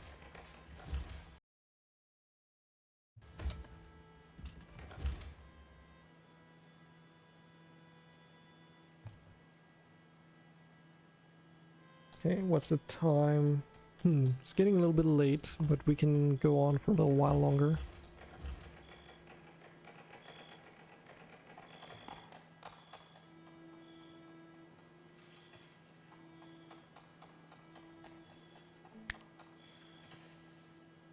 Looks like a pretty good little settlement, doesn't it?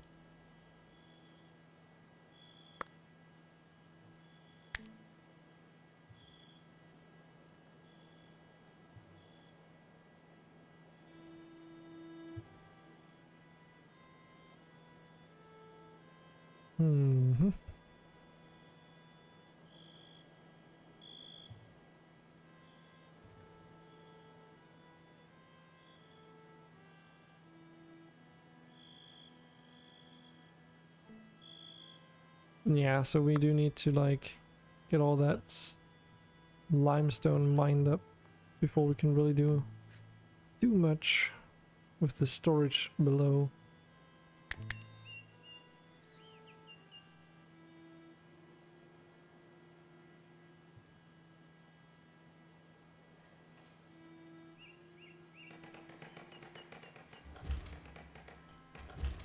Spare room.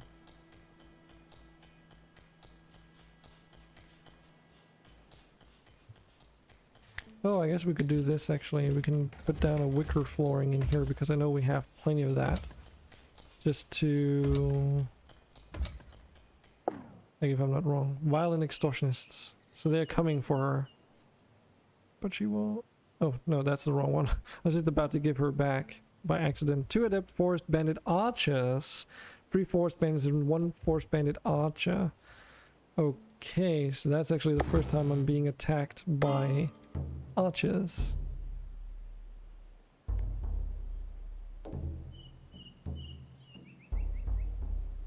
Alright. Well, hopefully, because we will be behind cover, we will have the upper edge. It's just that we'd only have 2 bows. Right? Yes.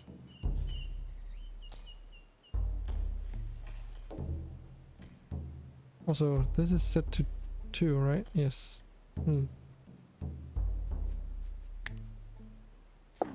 So, Godefe, you gotta kinda use a melee weapon for now. Let's actually hook her up with some armor then, if we can. So just stand there, throw me a spear, Jim Carrey. Huh. Where's that from? Apart from Jim Carrey.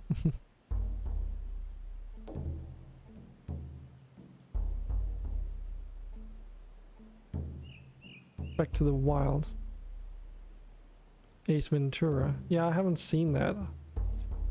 So... that explains why it doesn't ring any bells. Should we give her a shield? It's lovely.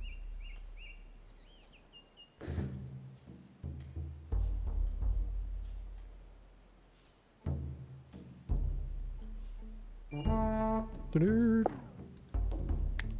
coming for us. Prepare yourselves. Well, at least more of our wall is completed this time around. And to confuse the AI even more so than last.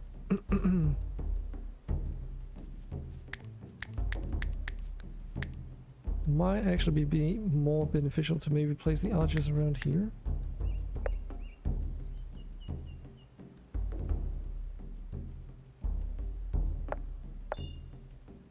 Also, unlike RimWorld, you can set the speed up to 2x during combat instead of only being locked to 1x. But yeah, I haven't actually checked this, but it seems 2x is actually 2x, whereas 3x is 5x. Which is still like... 3x is still much slower than RimWorld is. Okay, so they're coming from over there again. Okay. Wait, what? Oh shoot! Okay, that makes sense now. So they... I totally missed the fact that they broke down a door. It's just a matter of time. Permit me, I'll send you a link. A link to what exactly?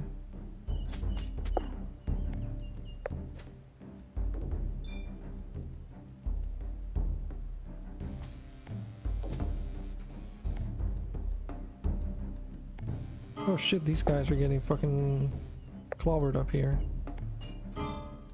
God damn it.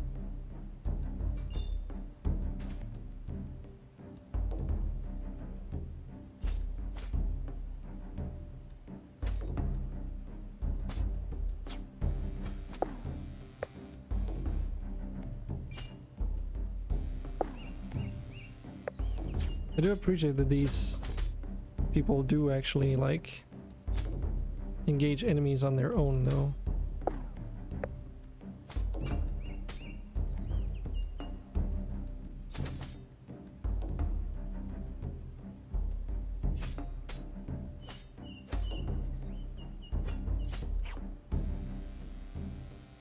Hmm.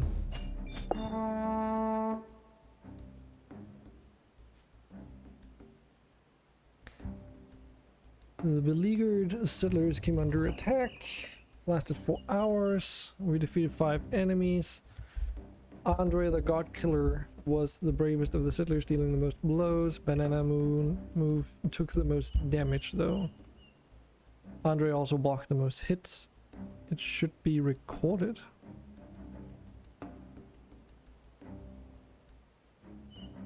Huh.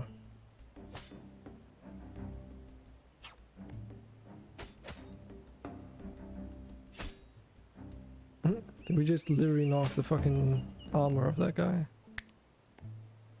Save banana move.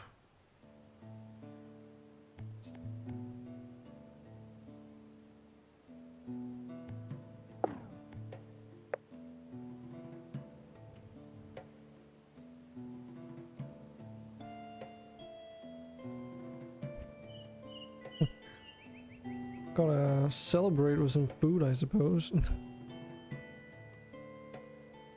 Okay, I should probably remember to build this fucking door this time. Just so used to having the rebuild function from World. So what was only a matter of time, Kevin? Oh, okay. Yeah, I've now played this 7 hours. Before this stream, I'd only played it for free. So, 3.5 hours extra in. It's pretty okay. Needs a lot of work still though to get up to the level of RimWorld, but it's getting there.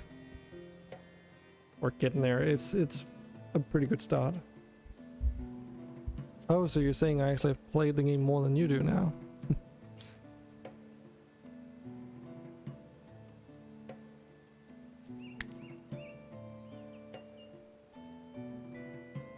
Yeah, I know.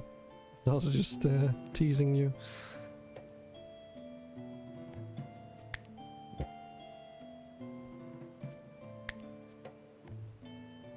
At least they didn't break the pyre this time around.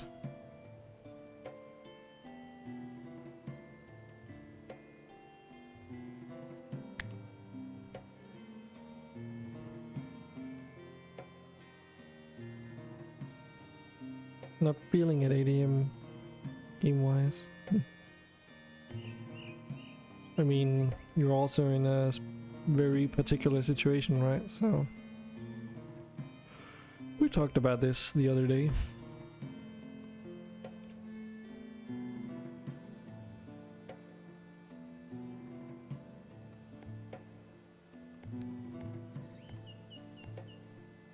So can I tell this to like... No.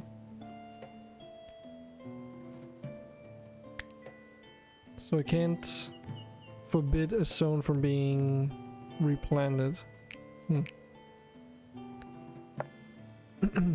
Just gotta straight up remove the zone.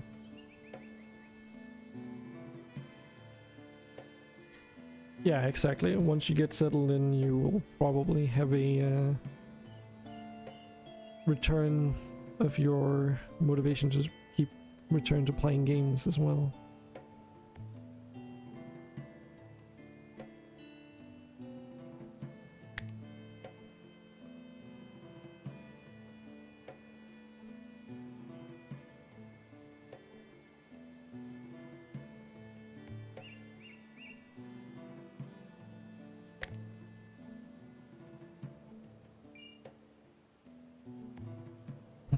This fucking helmet though, savage plate helmet.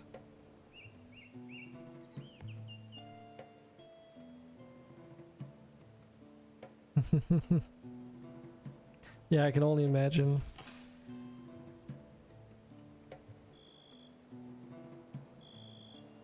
I was kind of the same way when I was getting ready to move into this place.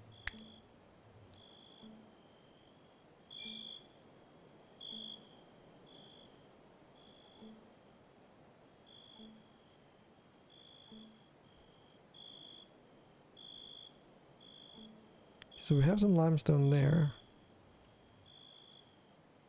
And they're just not building it.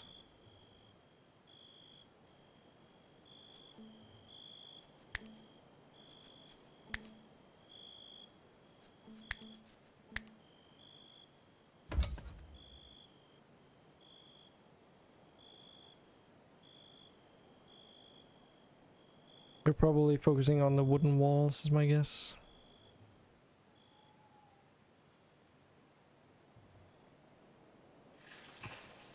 Fuck.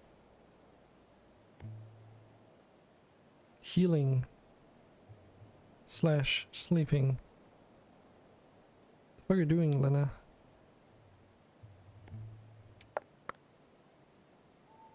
Suffice to say, it's not completely perfect. Pleasing herself. Okay,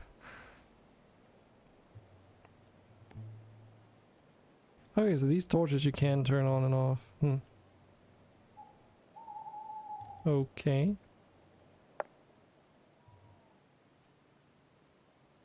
Psychological healing. I don't even know if we even need to have these in here right now.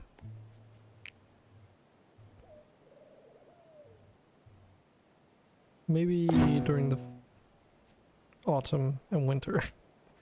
Never mind. Okay, let's just keep these things going, I suppose.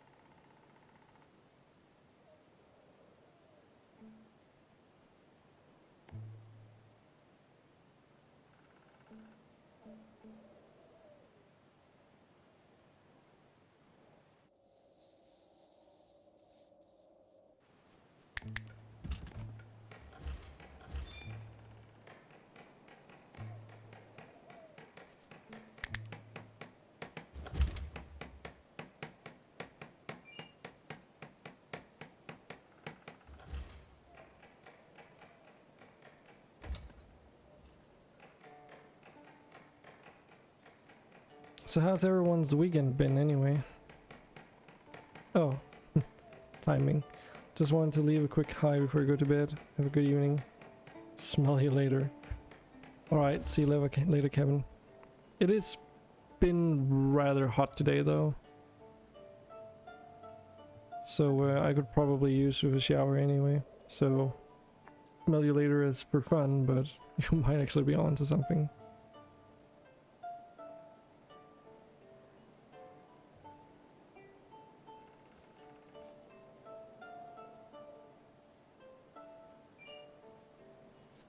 All our food is rotting.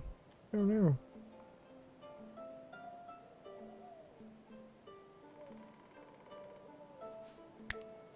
So let's put in another stockpile down here. Clear all. Only allow food.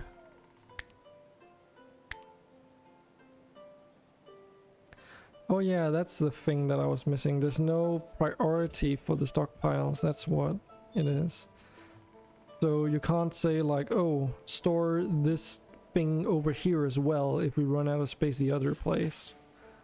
But do prioritize to put it in a specific area. So for instance, we can't use this place up here as a backup storage space for any overflow of food because they would just put it wherever, I suppose, or maybe even the closest stockpile instead. Which doesn't really work. A lot of our wood is probably also going to burning all these corpses. Which probably we could just stockpile these somewhere else, and then within a few days' time they would deteriorate, like they would rot regardless. Question though is then, would they just turn into a pile of bones that then wouldn't... Pile decomposes in 2 years and 46 days? What? Okay.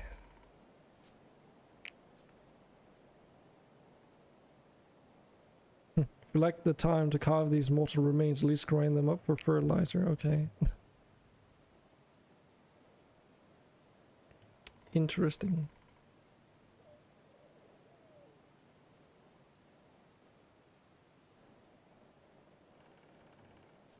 So is it because we don't have... We have someone on priority 1 on construction. But what are you doing? You're getting resources. But why are you getting resources for?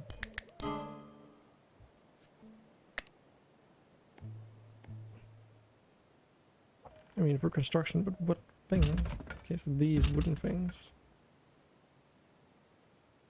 Can I prioritize construction of this lime floor then? Will you continue to do it if I do that? Or will it be like RimWorld?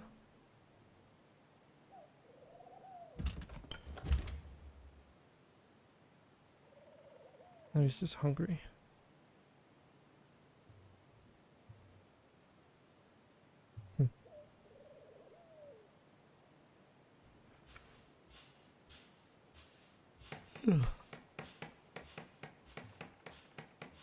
Nope. Okay, he doesn't stick to one thing. He just kind of does.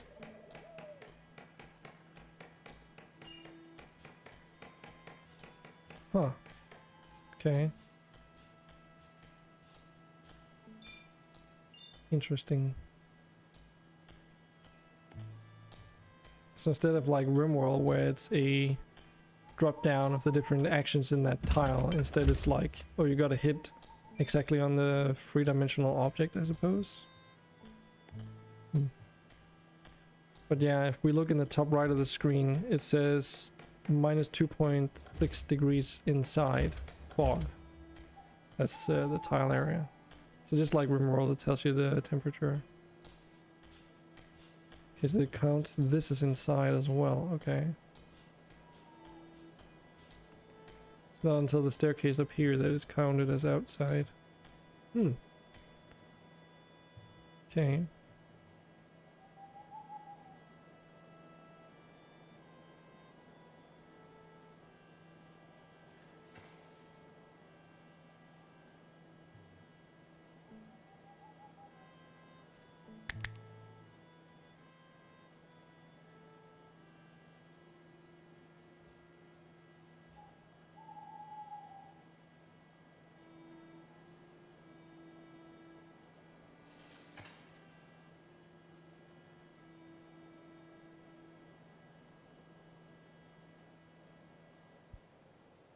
Andrew's just up all night eating food. Okay, there we go.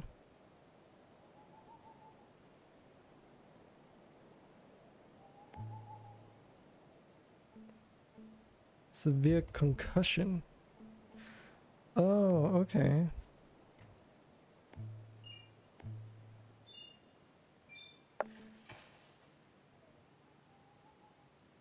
Oof. Motor function clumsiness, unarmed hit chance. How much of this can you guys actually even see? Okay, you can see pretty much all of that. Good.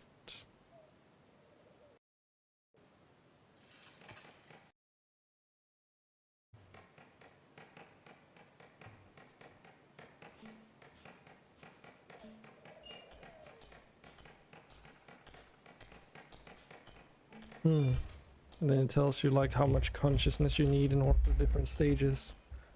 Alright.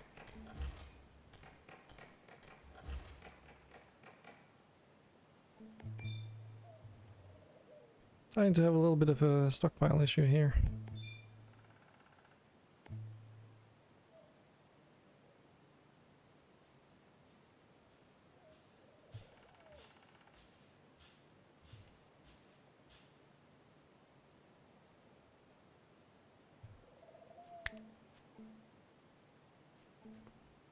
Do we have a sewing station? Yes, we do. So we should make winter clothes.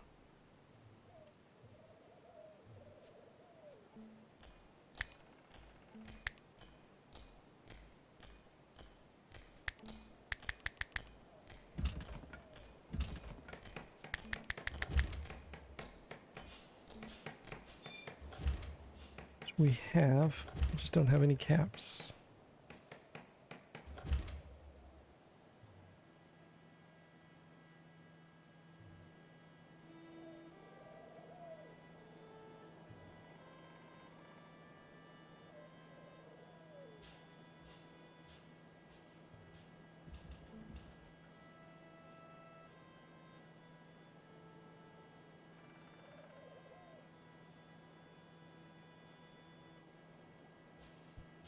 Is this me, or is it just like starting to blow out of the fucking stockpile?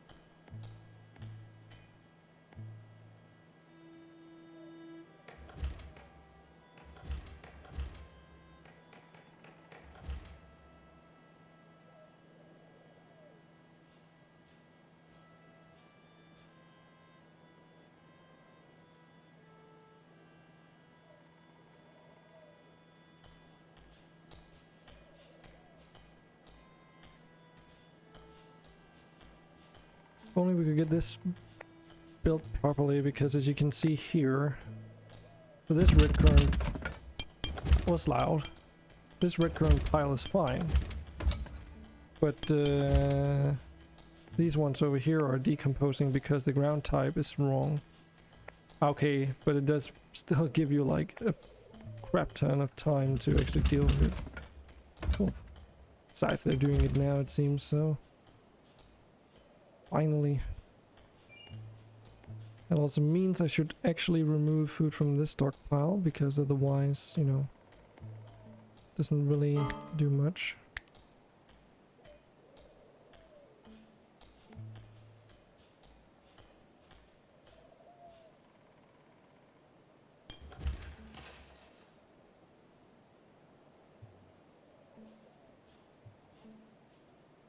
And we can specify more specifically food types and such for the stockpile, so as we expand the actual size of the room, we can designate specific areas so that we make sure to actually keep at least some of all the different things in stock. Because otherwise, it's gonna be like RimWorld, they're gonna harvest all the stuff and then fill up the spaces that they can, and they don't care about variety, so there's no threshold for the stockpile. Or the resources in the stockpile, I should say.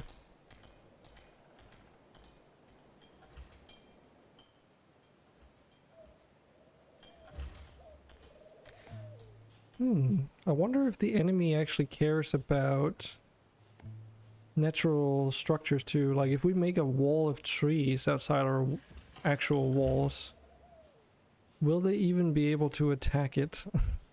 Even if they wanted to. I have a strong suspicion that they would just not know what to do about it.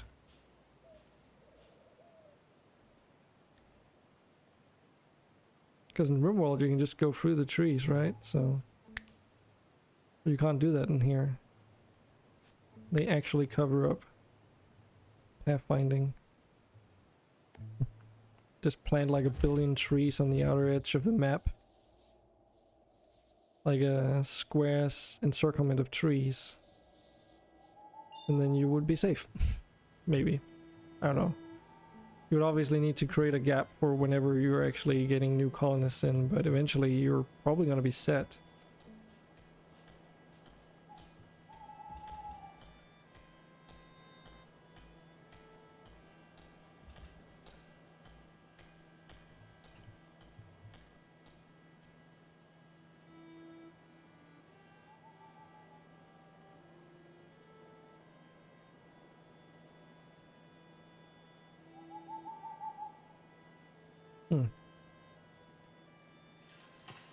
I'm just looking at this heraldry I made, which is quite interesting because the background image is much larger on this banner than in the editor. I wonder. Screenshot mode, almanac. Actually, what's in the almanac? Is that just yeah, so that's just lookup of everything that's in the game. A feature that, again, RimWorld doesn't have natively. You need to add a mod in to get something like this. So this is really appreciated. Ah, here it is. So like this is the preview that you see, which is why I have that brown thing symbol down there in the bottom, but doesn't really make much sense. Oh well, it's just a fucking image. Who cares? Just things, I guess.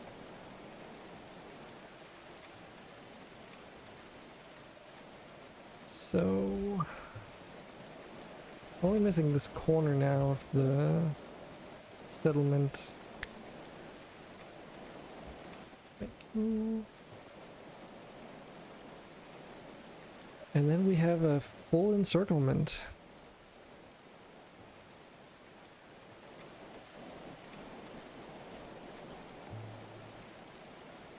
Hello, wolf. You're looking a little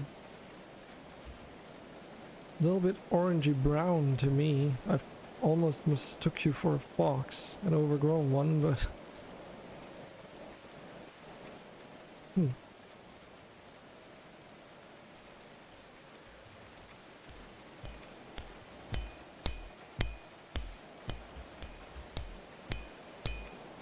This is iron down here.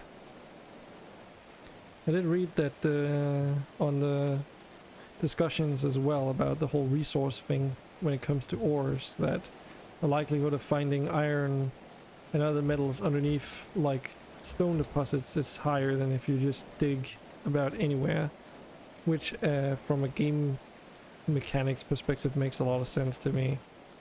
Because you don't want to be digging all of this stuff up because you won't be able to return it to its original state. And if for some reason you need to grow more crops, you need to have this available.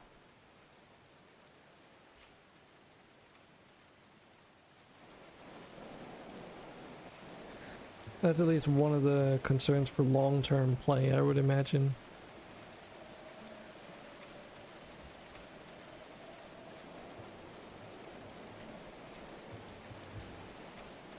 The question is, what is all this? Like, it's grass down here, so it's possible that if you dig down in the right locations, you can dig down to fertile soil. That brings me to another thing that I wonder. What happens if you dig down to the lowest level and below that? You guys think it's going to be like a bedrock layer, or do you think it's just going to be a dirt layer that you can't dig through? Because I have a hunch that all of these layers that we see here all the way down are going to be dirt, so if you like dug down to this area down here, as long as it's exposed to sky, you would still be able to plant crops down there.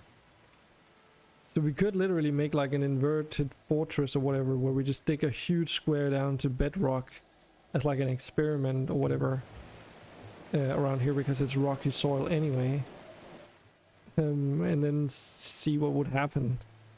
I have a hunch it would take an insane amount of time, but yeah, we'll see. Depends on how long I want to play this game though, because as some of you guys have mentioned, it seems like you run out of stuff to do very quickly. Okay, so it's now 2.1 degrees in here, which should be fine. Unlike RimWorld, it doesn't have to be negative degrees to prevent spoilage of items. So it's just cool down here. It's not freezing temperatures at the moment. And the reason why that is as well, by the way, is because we built down this limestone flooring. It changes how the temperature in the room sort of acts, if you will. But now that we have a basic setup here for some food storage without needing to research preservatives, we can expand it a little bit, I would say. So I don't know what this vegetable rot pile, if it's good for anything. Fertilizer maybe?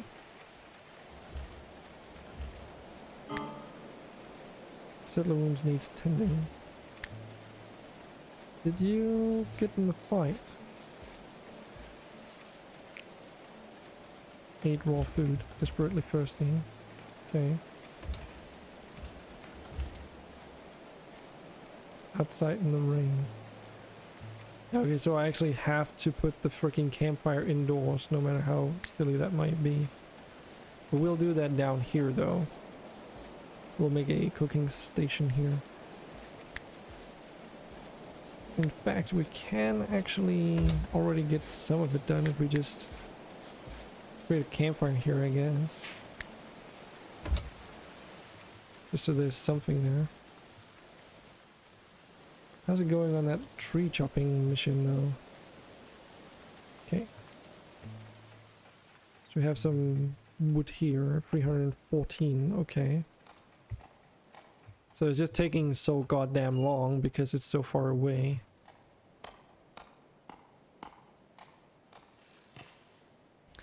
Question is, by the time that our trees that we are growing are mature enough to be cut down, I think that oh wait, do we actually have to... Do we have to queue that up ourselves, you think?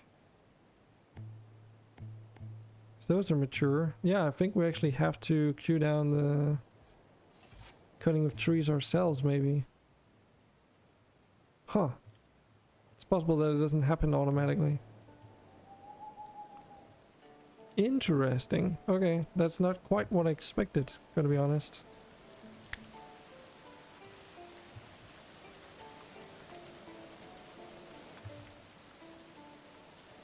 If we look at these trees, they're either mature or dead. Okay. So yeah. We do in fact have to cut down the trees ourselves. Good to know. What about this stuff though? Okay, so I think all the flax and all that stuff is fine. It's just the trees that are an outlier.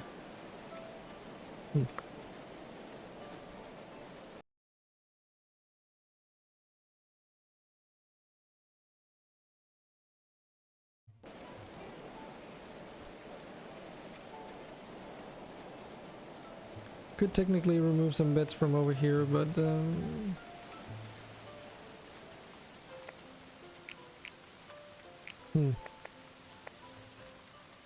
but now it's not quite the time, because if we get another person then we would just have to rebuild them again. Not a huge deal, but you know, might as well.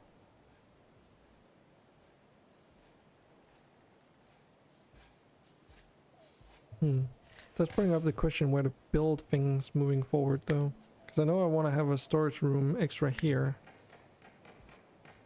which we could do some fancy stuff with the upper level here, where we build a bottom floor and then a staircase inside this room, a storage room going down maybe. Just to try and build something interesting and cool.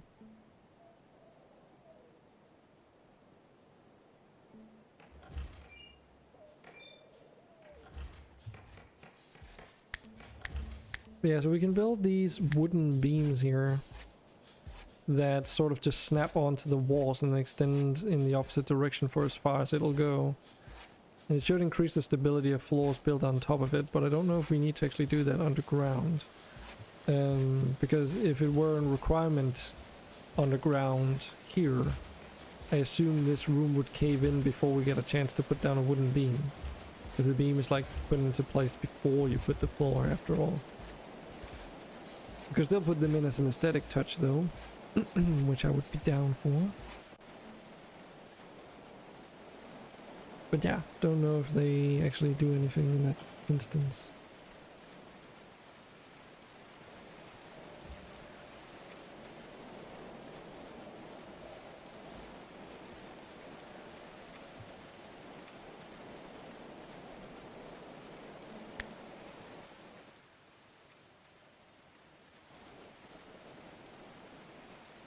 Apart from the back here, I feel that this is gonna come together very nicely. But I don't know where we should extend to next. Because we can build up in higher levels too.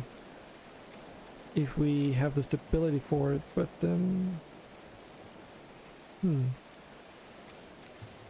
where would we do that?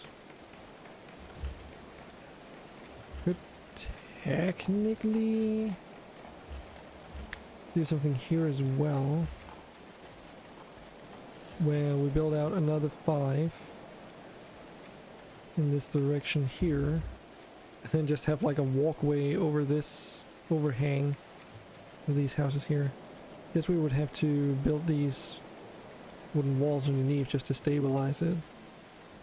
We could actually also dig out like a square here so that we have 2 levels of buildings in this direction and then build them on top of each other like an apartment complex. Oh, I like this detail actually.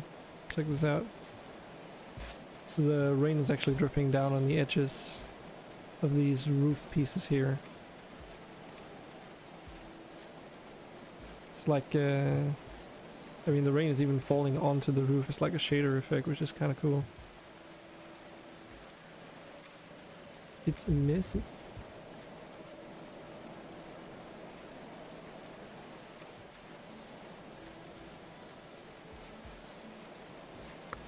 Speed up the game, get the move on.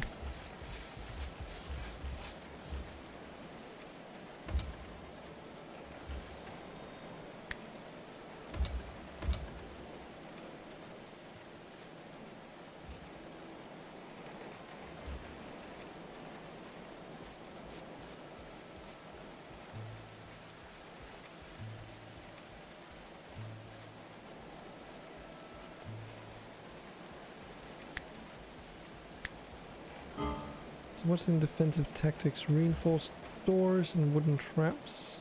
Okay. Also research smelting. Guess preserving food might be a good idea. And then could go straight into cooking.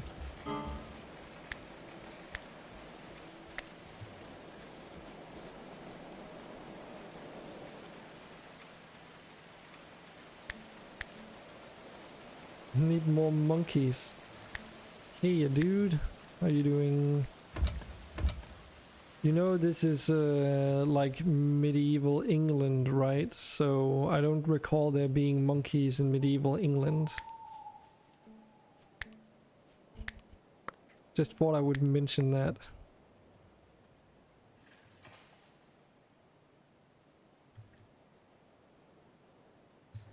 Did you just get home from work?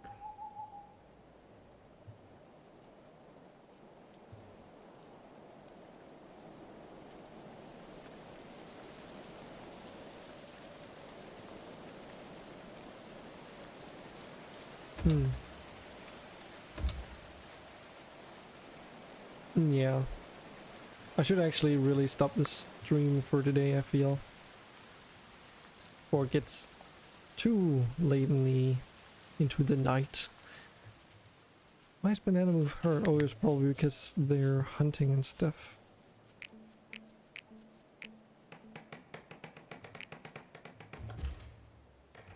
But yeah, I think this is a pretty good spot to stop this test stream for today. It's like what, 4 hours? Yeah, let's stop it here. Main save. So, thanks to everyone who popped by.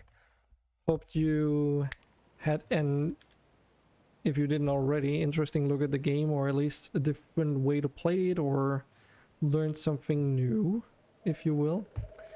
And let me know if I should play more of this on stream, of course, as I have a feeling that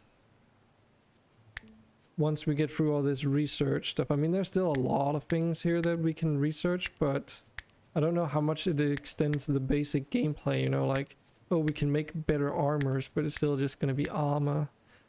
We can make like better things essentially all the way through, and then start building intriguing designs and such. But so as far as I know, I don't think there's even besiegements yet. Like you can't get pummeled with catapults and stuff like that. I could be wrong. Maybe it's that you can't do them yourselves. But yeah, in terms of game content, it's just gonna be more of the same essentially, you know. And we can make it into like winter and see where we get from there, I suppose. But at any rate, thanks for everyone who dropped by, and I'll see you next week, alright? Take care.